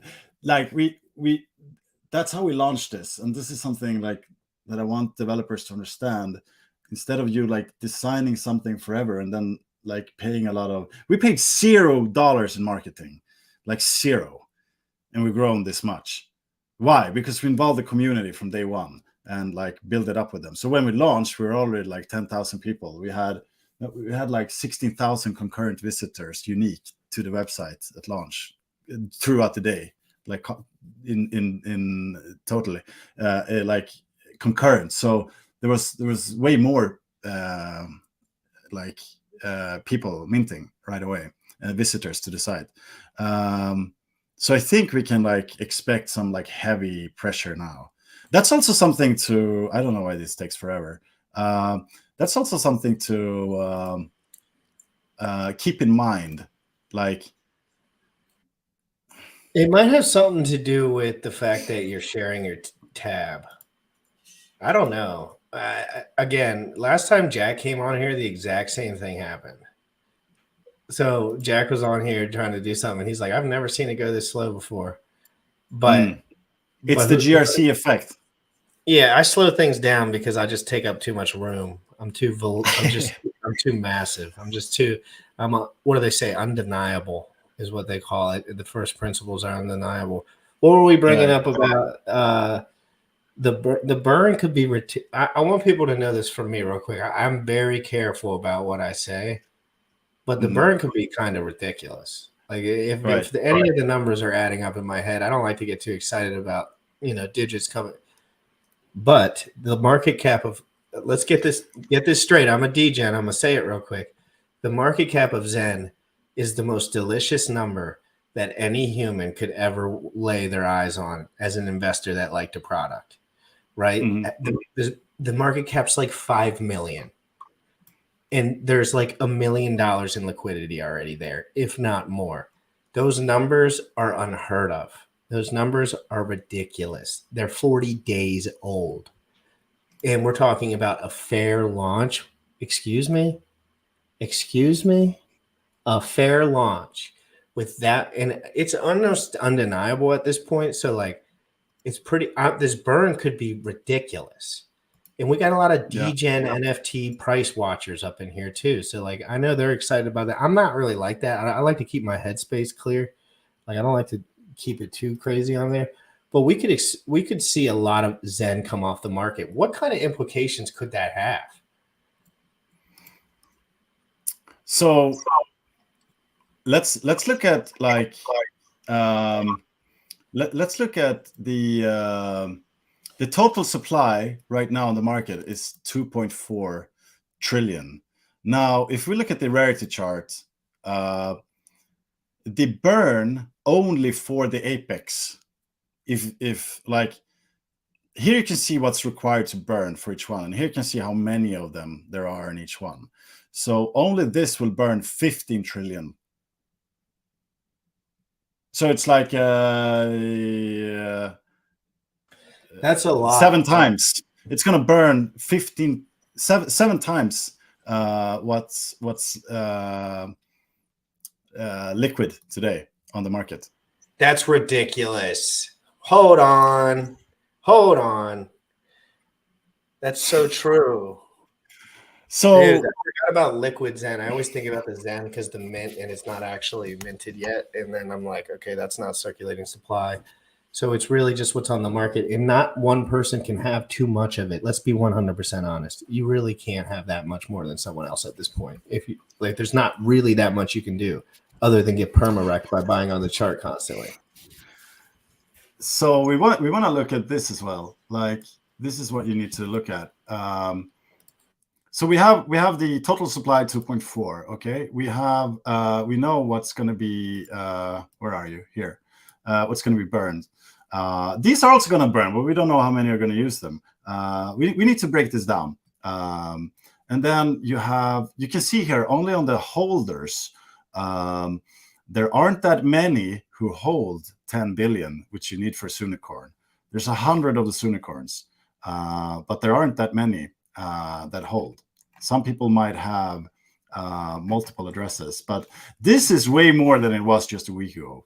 By the way, we've seen in the price chat, it's just like people are accumulating, probably because they want. GRC is, that's for certain.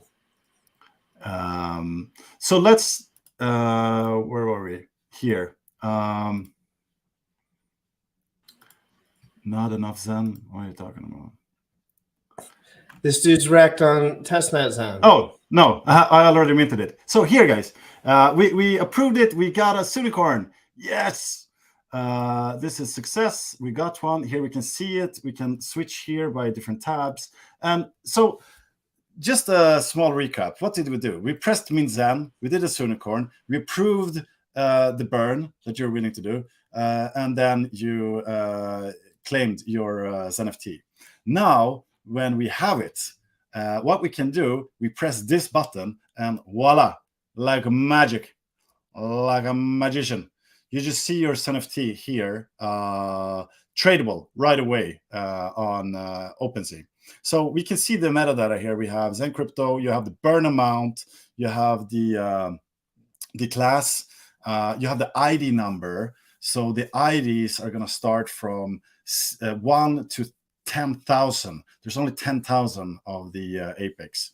I'll talk more about that later. And here you have the data. So this is what makes a non-fungible token like non-fungible. They're not interchangeable with one another. Like $1 is interchangeable with another dollar, one Bitcoin interchangeable with another Bitcoin, one Zen is interchangeable with another Zen. Your Xenft is completely unique. And here you have the metadata that makes it unique. So you have the number of emus, the EAA, the AMP, the term days, the C rank range, right? There's multiple, there's 128 of them. The maturity date. So this is important. The same thing, you remember, Zen protocol is the underlying thing of the Xenft. So at this date, you need to come back to the protocol and then redeem your Xenft. So you just go back and then you press redeem button. And then it gets a redeemed stamp on it. It's like a ticket to a concert. You know, you get a ticket, you get a stamp, and then exactly. It's a collectible. So the output of that is you have a non-fungible token. Just for the newer guys in here, it seems complicated. It's a long word. It's not. It's not complicated at all. NFTs are just, you have your money that you have your Hex, you have your Zen, you have whatever that you can interchangeably swap for another currency. And this takes it a step away from that. If I purchased, let's say, a concert ticket, I could go up to my dad and say, hey, you going to buy this from me? He'd be like, screw off. I don't want to go to a concert. You know what I mean? So, it just takes it a step away and it gives it whatever the function that it has, just to slow it down in people's minds. It just maybe, that word is a little confusing for people, I think. Right. But it's simple. It's just not manually interchangeable would like probably be. Exactly. It's something, you had this as a kid, right? Everyone knows this intuitively as well. It's a little glass ball. When I was a kid, we took this little glass spheres, and you built a little pyramid, consisting of multiple ones, and then you throw at them, and if you hit it, you gain it from your pal. It's the same thing. It's like something that's it's the same kind of asset, but it's unique at the same time. And what's cool, the innovation with NFTs, is that it's a digital asset, but at the same time it's non-fungible. So it's really a cool innovation that we can trade with something that is not interchangeable with something else. Just like a house or a car or whatever, you can have two different kinds of cars. They're both cars, but they have different kinds of properties. Anyway, so here you have your, and you can check here that you're in the right contract as well in the details. This is the contract address to verify if you're going to buy someone. So anyway, this is our testnet minted Sunicorn.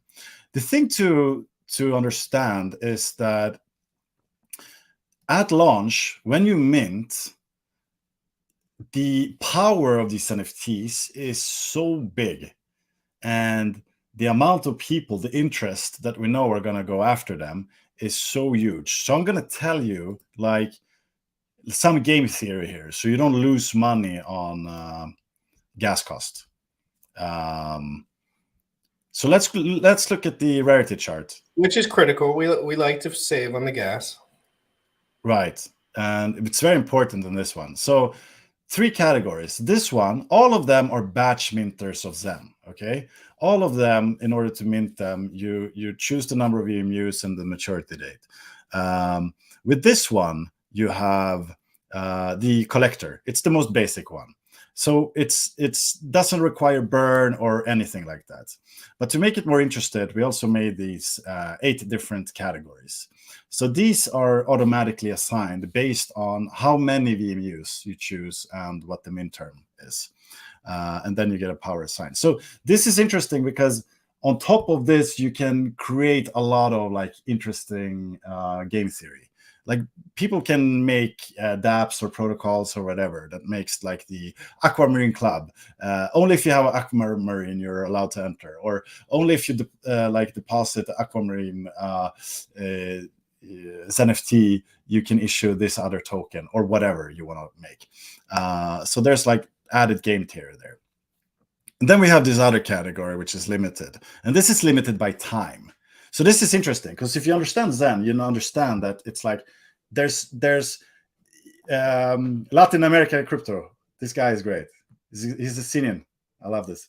There's so many Sinians out there, man. Dude, this guy is always throwing truth bombs, haymakers, knocking people out with truth bombs all day long. Latin America, I can't pull up all your chats, but I'm reading them. And I appreciate you and all your support and the kind words. Thank you very much, sir. Yeah, he's great. So with Zen, it's about time.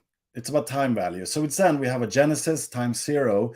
We have infinite because you will always be able to mint Zen forever.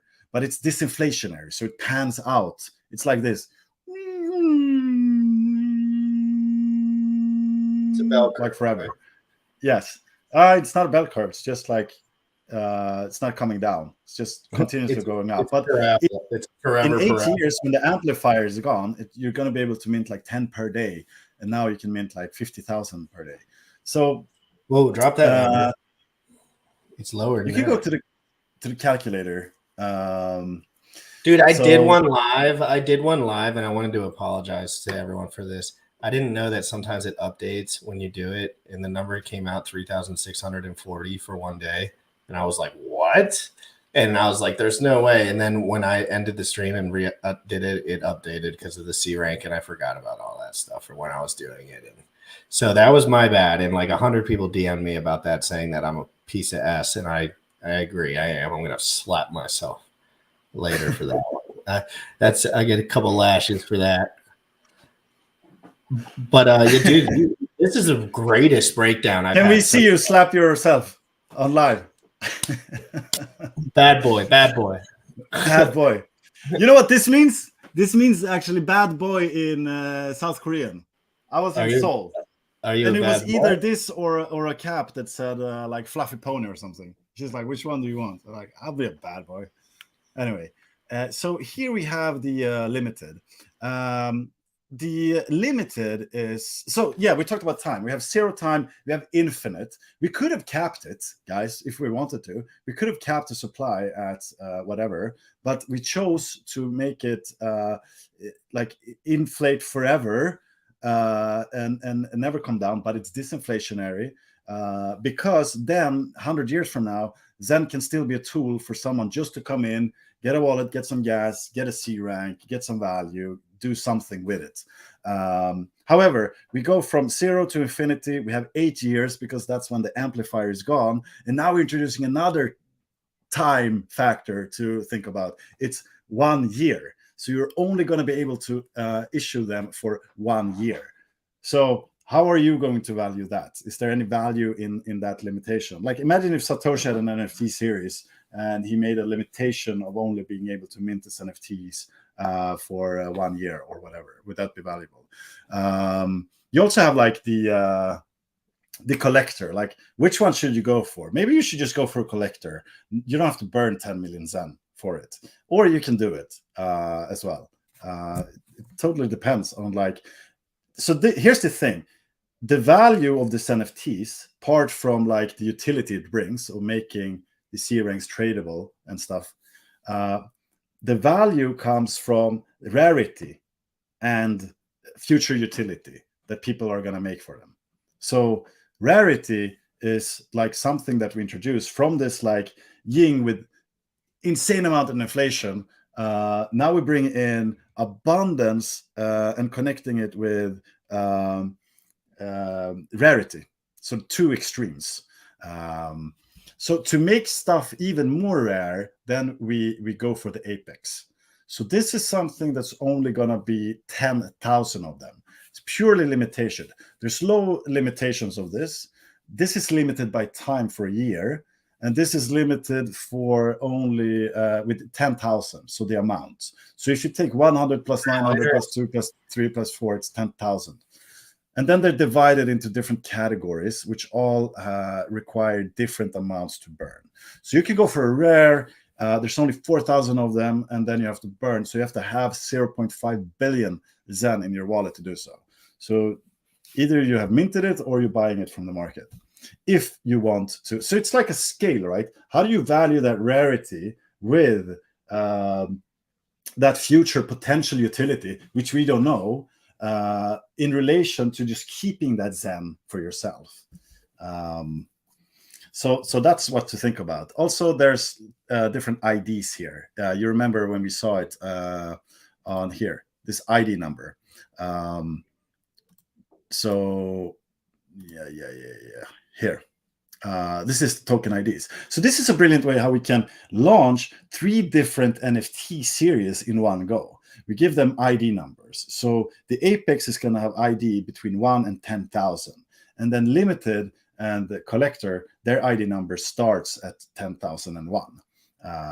So they are like intertwined with each other. This can be a 1, this can be a 2, 10,001, that's a 2, etc. So a lot to unpack there. I want to understand that Dude, I want understand to stop you this? for 1 second. I want to stop you for Yes. 1 second. That was the most incredible breakdown that I've heard on the internet to date. That was fantastic, bro. I totally Really? Oh my God, yes, because it's a lot to unpack, and that's exactly why live streaming, you have to see it, because you even just having the 3 variables there, like put all the words aside. If you have the 3 variables there and you can move your mouse, it's just, I'm telling you, people need to attach to the information. That's why these live streams can be so powerful, because that helped me so much round it out with you talking about it and being there. Do you guys in the chat? 1's in the chat if you're getting there. 2's in the chat if you're gone, no idea what we're talking about. So 1's in the chat if you're feeling pretty good about it, if you feel like and if you follow Zen Education, and I put his stuff down below and I'll do it again. Oh, here it is right here. Follow him and you'll get every update. You like, don't rely on me. I'll probably give you the update, but I could probably be talking to a chick at a bar too. So I'm sure he, so like, I'm not a guarantee, but I get really excited about this stuff. I'll probably be doing a live stream marathon. I would love if you and Jack came on during that marathon, if possible. It'll be a little bit before, a little bit after launch, kind of like before. So, but you don't have to be on the whole time. I just want, guests as we go through and maybe help some people. There could be scams as well, which is something that I like to watch out for. It's easier for you to say, don't do something than me. I don't want to be like, don't do it. And then it's like, oh, they missed all the money. And I'm like, fuck. So I'm making a video with all of this stuff, but your viewers getting like alpha information now. But like, I'd love to come back. I'm doing my videos, but I'm thinking maybe live stream is like more efficient somehow as well. Dude, it's more efficient because the human experience is not there anymore. No one has it anymore. They need it. Right. They need to see you. They need to see Jack. And it's not because they need to see someone who's being honest and knows what they're talking about. You don't have to be perfect, but guys, and you can't sell your soul. And that's what every YouTuber does before they start. They say, how can I make a buck doing this? And I said, how can I make everyone's day better by doing this? It's the same thing. You have to, but you would be great. You could take this, you could do a great job. Even if you were just talking about news, I'm just like, you would do good. Yeah, give me a crypto news. Or like Zen. And I want to talk to you too about ideas for my channel. Like, I want you guys to tell me ideas. I have ideas, dude. I got ideas. I got guys that DM me every single day about these Zen ideas that they have, and I don't know where to outlet them. Like, and they're like paragraphs and paragraphs and paragraphs long, like well thought out stuff. So, and I have ideas for Zen use cases as well, as I learned that software isn't as daunting of a task as you would really assume if you have a team of people to talk to and deal with. It's just it's all of this blockchain stuff is a big joke, really, as far as like technical savviness. Like, if you're talking really technical savvy stuff, like me and Sam were studying pharmacology and hormone interaction for like 3 years before this. I can promise you it was way more technical and way more intuitive. And Sam owns a TRT clinic. I was big steroid. I did steroids. I did a bunch of shit. I was working out constantly, and I still work out a lot, but I don't be, pushing any heat. It's not about the ladies. It used to be about the ladies, but I studied that because I was always so type A health conscious. I wanted to make sure that if I was doing something that it was proper. So I went to my doctor. I did everything properly. And there was one man on the internet that was being honest about the subject. One. His name was Sam Stolt, and he had 5,000 subscribers. And I called him and I said, hey, what do you know? Can you tell me? And he said, sure. And now he's my best friend. So, amazing. Yeah, you guys are great together. I've never met him either. And he can't wait to talk about this stuff too. He's stuck in Canada right now because of the storms. Oh. But, yeah, man. I think you have an amazing show. Like, you're really good at it. I think you should do it. I'm happy to come back anytime to talk about it, whatever. So let me go ahead. Bring back the Apex. Now, like this is like very important. So assuming now you understand like this, and you have to think about like, what I can't just keep Zen or whatever, and I can't just do this like batch minters but if you're gonna go with this, the thing you have to, the Sam Stolt is the GOAT. Someone said, if you like are gonna exchange your beloved Zen for something, you're gaining this rarity. What you have to think about, like at launch, it's gonna be insane, like pressure. We saw Gwei just on the Zen protocol launch go from like 5, which it was around like the average the day leading up, to over 280 or something. It might have been more, someone recorded it, but that's how I saw it. So imagine like Gwei paying like over 200 Gwei for something, and then take that Gwei times 128 C ranks at once, which you can do. The minimum for limited and the minimal for Apex is 100. But now imagine this: when the Bored APL Club, the Yuga Labs, when they did their metaverse release, the GUE got up to like 7,000 or like something like insanely, ridiculously high. So you gotta like really think about the only reason why you would ape in at launch for this is if you want to go for the unicorn. Do not don't participate at launch for if you don't want the apex. You just like assuming that gas price is going to be much higher than it's going to be a few days later, which is like an assumption. But assuming that, you might as well wait until GUE settles a bit and then go for a limited or a collector, because this is the only one that's limited by amount. You might as well just wait a bit, because you don't want to pay like ridiculous amounts of money. Even if you go for apex and GUE just goes like up, like really think about how much you're willing to pay for that, because if you pay like 1,000 GUE, like you're just gonna get do it. I've done it for a regular trade before because I Right. was scared to death. I was like, everyone's going to the door, I gotta go too, and I lost all my money. And like these are like limited, right? But is it likely that, let's say you want a unicorn, is it likely that they're going to sell out? Well, it's not. It might, like if people like really buy in this last couple of days.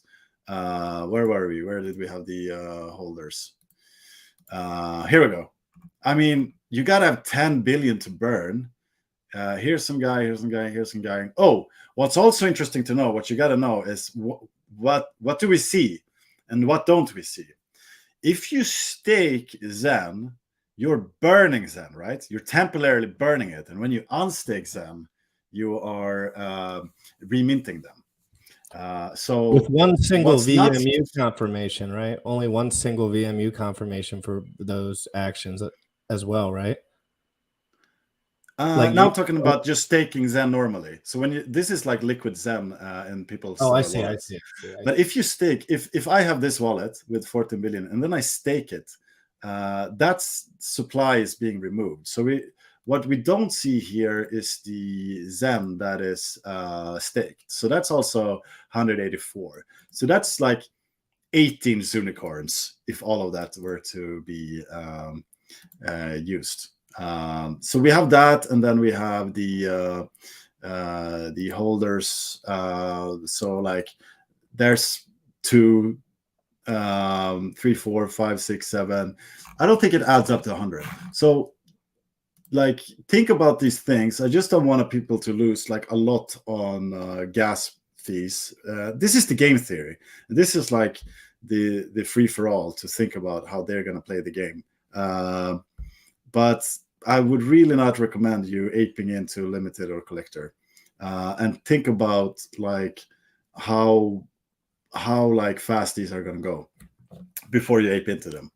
But anyway, and also remember that when Yuga Labs did their, if you get a lost transaction, which can happen if you're participating in something, like if a whole like soccer team wants to go through the door at once, and it's like a little midget door. There's like GUE on Ethereum consequences. GUE on Ethereum, I'll just say this directly. It's going to get wrecked. It's going to be perma-wrecked the second that anyone starts doing anything, because that's what happens when anything happens on Ethereum. Right. Guys, there's very few transactions per day on Ethereum. Now, there is a lot of volume in US dollar. So if you go over to Binance, what are you going to see? 64 to 70,000 transactions per one day. Every 24 hours in Binance, there's 70,000 transactions. And it's about 10 times less generally on Ethereum. But the volume's generally a little higher on Ethereum too. So it's important to understand these metrics. When anything gets added to Ethereum, when anyone has the balls to drop anything on Ethereum because of the GUE, literally, people don't go there because of the GUE. Like, that's a statement, and it will be, GUE is just extremely sensitive on Ethereum.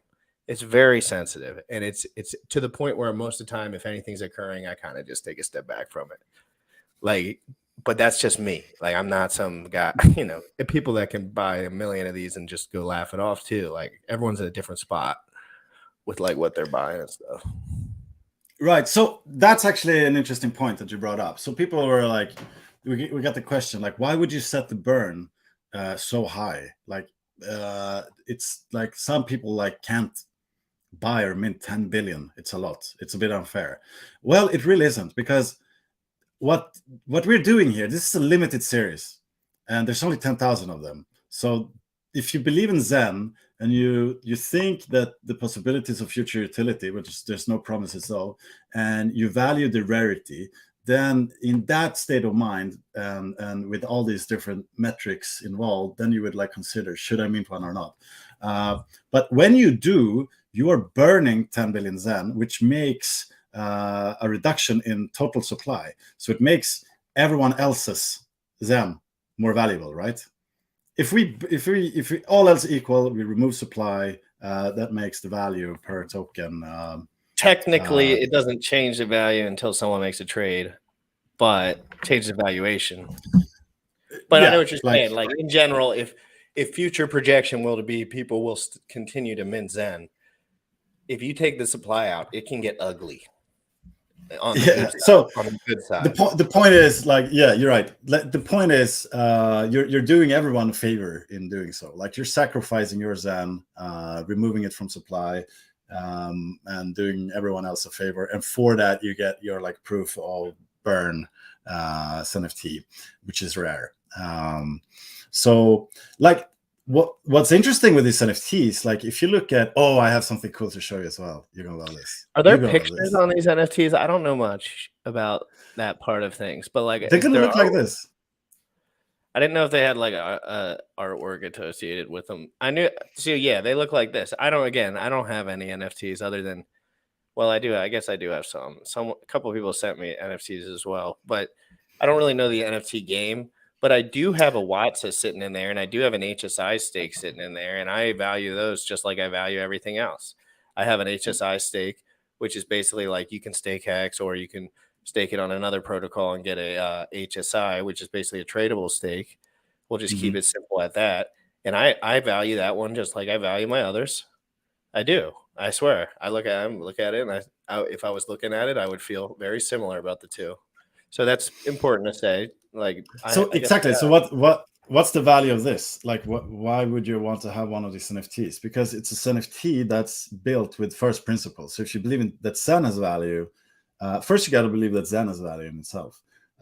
Then if you do that, then we're just enabling the technology here. That's all we're doing. So we're just producing something.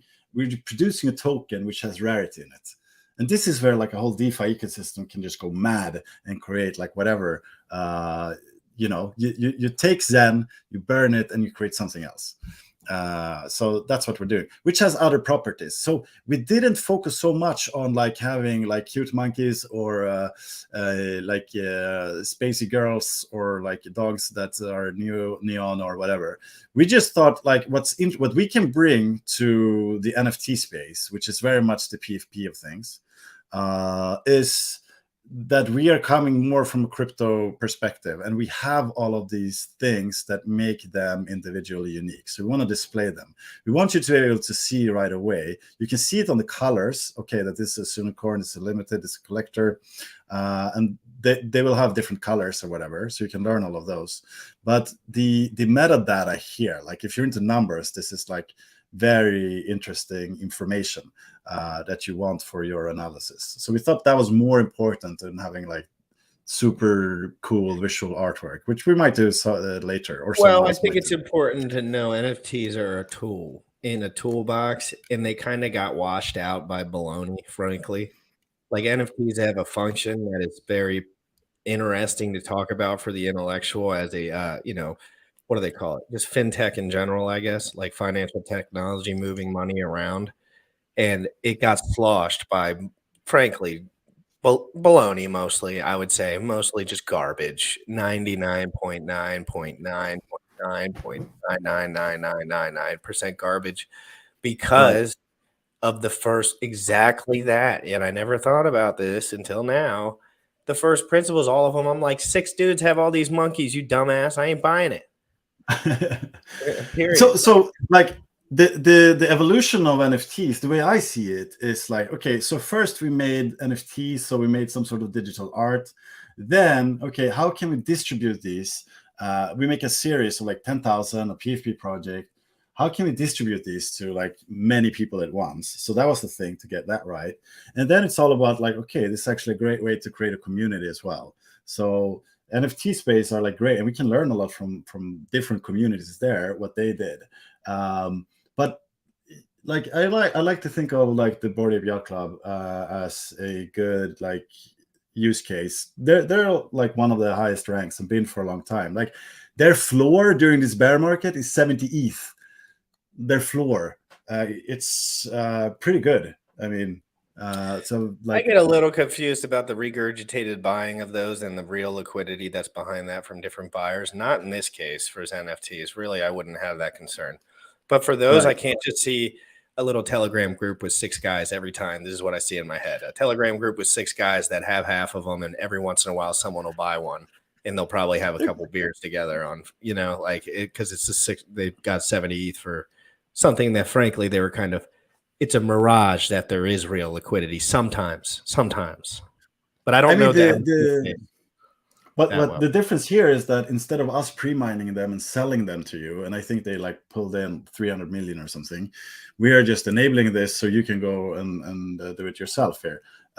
So I think like to keep the core protocols is great, but then you can like make them commercially viable in other ways. But so the thing with that is the community aspect is like really interesting. So you were incentivized to hold your ape, because if you did it, it's like that's one of the reasons the floor was high also, because I can't sell it because there's going to be a new thing coming out, which is like this metaverse that they're doing. So they're building their stories. Everything is stories and narratives. And Zen has our story. It's about first principles, making it available. And that's the way we're rolling on. So you can like create these different extensions of the story that we're on here. And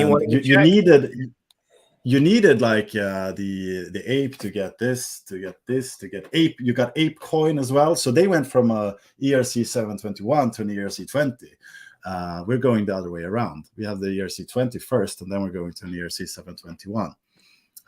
So I think it's like we're bringing in like very interesting like game theory and degenuity to like NFT world. And for people who are starting to like get very confused about this stuff, I wouldn't say worry, because we're gonna go degen as fuck, guy, like going forward.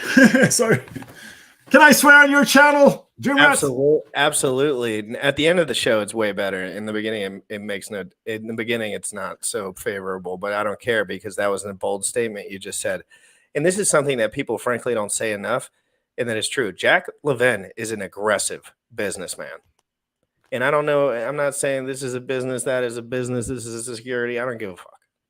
I ain't making the rules about all that stuff. And I know the rules. You guys know the Howey test. You know that we live in a communist country that can do whatever they want. You know all these things. But Jack is aggressive. And Jack has done good work before. And the more that I dive into Jack's work in the past, the more insight I've realized about now. And about how truthfully he is the person that he says he is. And he made that very clear with all his work. If you just look, I mean, it's not as like the internet, what in YouTube wasn't what it was when in his heyday for interviews, but they still are online, and they'll resurface if I have anything to do with it. Just like I resurface a lot of these old videos that people don't see, because Jack's truly an impressive specimen. And he's got a crazy work rate. Man, like there's so much I respect with this man. He's brilliant. He has extensive experience about all of these different fields, but he's so down to earth. It's crazy. The way the reason why I look up to him so much is because he's the best person I worked with ever. He doesn't. he doesn't care about who is right. He cares about what is right. And he has this way of like, he's never told me to do anything ever. He has this way of just inspiring you to want to push yourself to the max from your own force, not from his force. So it's and I see he has this effect on a lot of people, and it just comes from like pure curiosity. This is a guy who likes to build. He just likes to build this with his Legos, basically, in real life. He knows he can do it, and he wants to win. But he also seen like from the inside and has built up things that have scaled a lot. So his drive is like admirable. Even yesterday on like Christmas, you celebrate Christmas on the 25th. He just drops this like insane cool idea. But that's coming later. Like here's the thing, all this degen stuff that we're gonna like go on, and the NFTs might be like degen for you enough, and it is, because there's so much in it. Like even I see new stuff in this all the time, like different kinds of game theory and interesting stuff and value proposition, like how we can exchange peer-to-peer value. There's infinite amounts of aspects of first principles, but and I don't like to talk about it too much either. But just my point before like the thing is, all of this is giving utility for Xen, the token, and it's as a base. So if you can't keep up with that, don't worry. Like all we're doing is giving Xen like value through adoption. Sorry, just want to. No, it's I understand 100% what you're saying. Like it's. Xen is tough because I tried my best to find out what I don't like about it, but it really punches through some of the stuff that you think you don't like about crypto.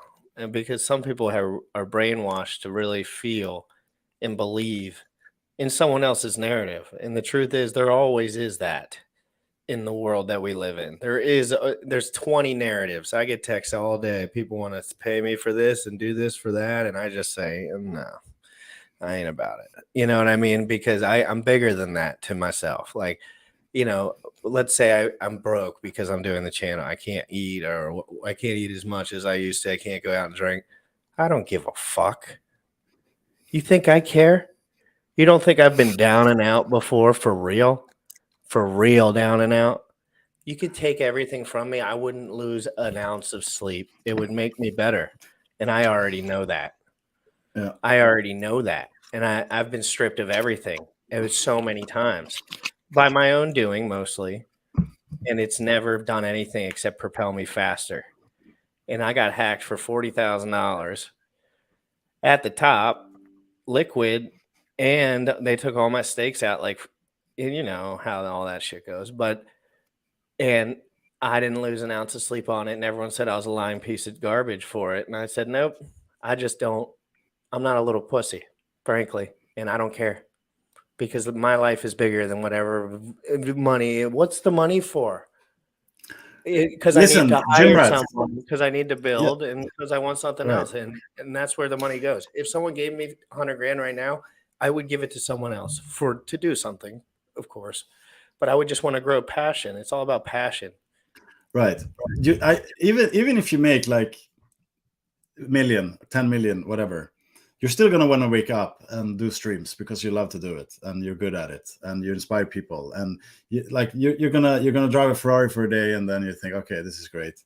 But you're gonna want to do like something with it. I know that feeling. You're still gonna want to wake up. I've already had everything I could have imagined. I have everything I could have ever imagined. I have. I swear. There's nothing in my head that I could think of that I have not experienced yet that really excites me. I done surfed 30-foot waves and almost died. Got addicted to drugs. I went to rehab. I've lived in a halfway house. You know, like I rock climbed in the middle of Nicaragua.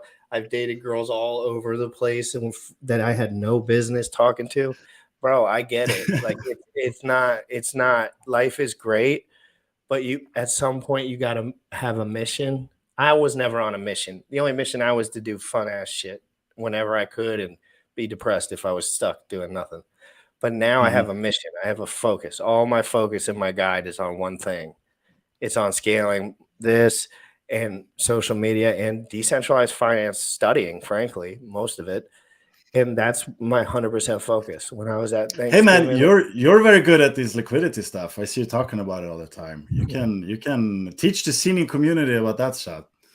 If you do it, we'll post it. yes, please. I'll do that. I can do that right away because, frankly, it was something I talked about for a little while, but I don't think people were ready to hear it yet.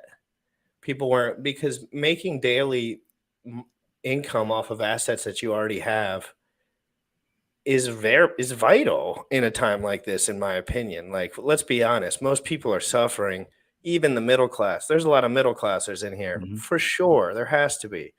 And to be honest, if you said you could make $300 a day with the assets that you already have sitting in your wallet, I think that's a conversation that someone should learn about. And $300 a day is $100,000 a year, right? Like that's $100,000 a year, and that in DeFi land. But again, these things change over time. Atomic swaps come out. Okay, so right now, when I talk about liquidity providing, I talk about liquidity providing in the present moment. But I'm very certain, just like PancakeSwap, V2 innovation, the future of that became less profitable and more washed out. And the same thing will occur here. And that's why crypto is hard, because you have to keep moving with it. Sam is providing liquidity different today than he was yesterday. I can promise you, because it has to. When Zen came in, started doing $759,000 of Zen USDC volume in 24 hours after 40 days of launch. Anyone that provides liquidity, that is what that's for. That's why that chart's there. They're like, holy, there's only, and then I can earn really a lot of money on the fee. So those people exist in all ecosystems, I guess, because I'm kind of turning into one of them, frankly. But Richard Hart really educated me unnecessarily, by the way, like too much. It is something that Richard really, back in the day, but when it was like coming out, like V3, really educated everyone on very in depth. And I just was a student of that for a while. And I think it's important. And Sam Stolt probably way better than me, if I'm going to be quite honest. He's really good with numbers. And frankly, he cares about money. I mean, he's got a little bit more going on than I do. So he's got to keep, all his stuff going. But dude, we could talk for another 10 hours, but I'm just going to cut it. I'm going to FOMO everyone. Yeah. But I want you to say closing words. I want you to, because I think you really, the last 40 minutes of this, dude, you absolutely killed it. Like, and I think let me show you one last thing. You're going to love this. Please. So we know now how to mint. We know some game theory, how to. This is pretty cool. This is on Uniswap. You can go to their NFT section, and you can choose, like, let's choose the board because we just talked about them. This is pretty cool. Like, they created this. It's pretty new. It's not been around for so long. Wait, what is the website on this? The Uniswap. Oh yeah, this just came out. I did an episode on this, guys. So Right. now you can trade. Before you would have to go on OpenSea, let's say. Now Uniswap's actually picked up the ability to trade this. If you go over to the Uniswap tab and you click over to NFTs, you can pretty much, just like you would ERC20s, interchangeably do it over there for the NFT version. And this is what I love. I think it's so great. I'm really curious to see how this is going to work out for these NFTs. Like, let's say you can choose your individual market. Well, let's just go for everyone. Here, you can do sweep. I love this function that they did, this sweep function. So you just slide here, and it just sweeps up the floor. Like, it's so beautiful. So you can just like sweep the floor and just get them all in your chart right away, and connect wallet and buy them. I mean, of course, I'm not gonna buy these like that much ETH here right now, but for NFTs, it might be like a pretty cool thing to collect like the cheapest one after you filter them based on whatever like you want, like if it's maturity date or category class or whatever. Anyway, I think it's just a pretty cool thing that they're also like an aggregator for all of these different platforms. So now we're entering new territory. Now we're going with the Xenians to the NFT world. Yeah, Uniswap hooked you guys up on that right before launch too, because that makes it better. Uniswap is very popular. Even plebs know about Uniswap. And I think it's really important to note like how simple these things really are. Generally, every single crypto is like 3 clicks, and everyone makes it seem like it's rocket science. It's not. But understanding the stuff from a baseline thing can be complicated in a world where no one's paying you to go to school for it. And that's why you have to catch on to a show like this. You got to catch on to Zen Education. Dude, you can find 3 or 4 spots where you stop for 20, 30 minutes a day. You're done for the day. You take your notes and you move on, and that's it. And that's how you stay a part of crypto. Dude, you killed it the last 40 minutes explaining all that stuff. The 3 categories, why they're each different. Thank you. The volatility of the GUI can get insane, guys. If you're a wrecked pleb, and hey, no shame on your game, you just relax and focus up for a minute before you start spending all your money on stuff, because you need to understand that things can get wild. And big boys don't mind when it's wild, right? It's just like another day in the park. But maybe you get super emotionally turmoil if you don't understand something. You start clicking around. If you don't know exactly what you're doing, just keep studying up. All the information's online. I got you. He's got you. I'm going to do a marathon episode on this. So hit the bell button and hit the subscribe button, because if you don't, Jack doesn't even have a choice. Nobody's got a choice. I work for GRC. I'm doing a marathon stream for this baby. And just like I did for the launch, and it's going to be exciting, and I'm excited. And there's a couple launches coming up for different stuff too. Just hit the channel. I don't really aggressively tell people to buy anything because I think that's ignorant. Right. I just think it's wrong. It's a lot of money, and in this time, but I will aggressively teach people as best as I can. And that's You're the man. You're the man, JRC. Thank you so much for bringing me on. Dude, fun. Thank you. I was so dude, when you popped your face in, I had no idea, bro. I did not realize. Guys, there's a meme winner for the meme of the year in crypto. You guys watched the episode yesterday. You saw the meme winner. This was posted 1 year ago by a dude with 7 subscribers. It was a one-off, and he won the meme competition a year ago. Guys, hey, Zensu, I'm going to have you on, and I'm going to be spamming your DMs to the point where you don't even answer me anymore, because that's usually how my relationships go. Because thank you so much for your insight, and your channel is absolutely phenomenal. Thanks so much. Appreciate it. The best in the business. Even if you weren't there, it would have been the best. It's like a college course. It's nice, and that's the kind of information that I jive with more. Like that. Like I would watch more of that content than my own, because this is me, but I need that college education course. Anyway, guys, we'll leave it with this. If you're not feeling too loose today, just wiggle it out. We got a funny one. SBF's probably going to go to prison. If GRC's guessing, he's going to go to prison, and they're going to make an example of him, and it's going to be trouble. Let's hope the young man survives. Let's hope that the other people get their money out of whatever, the people, the Tom Brady's and all those guys. But we will laugh a little bit. Self-custody. Self-custody is critical. It's so critical. It's the most critical. Not your keys, not your coins, guys. Have an amazing day. I'm a just island boy. I'm a just island boy. I'm a get keep done. I be just staring at the sun. I'm just a fool gazing. I'm like, where I'm staying. They're like, you wanna be famous? I'm trying to be outdoor greatest. I'm gonna float on wine. They got a real damn tropical. I'm an island boy.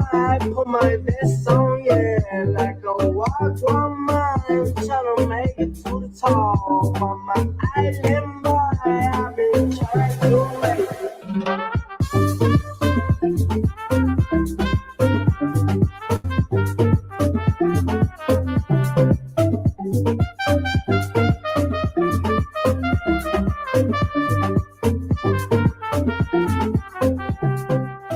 The Wi-Fi is actually not that great in the water, but no. You already know what time it is. Crypto in the morning. Crypto in the morning. Crypto in the morning. Waiting on phone. Crypto in the morning. Crypto in the morning. Crypto in the morning. Crypto in the morning. Crypto in the morning. Waiting on phone. Crypto in the morning. Crypto in the morning. Smoking a blunt on my way to the gym. 11 a.m. and I'm already tuned in. Got me some hex and I'm making a stake. Got me some hedge on, I'm making it rain. Pay me some maxi and that's just in case. Jim Reddit sent me to show you the way.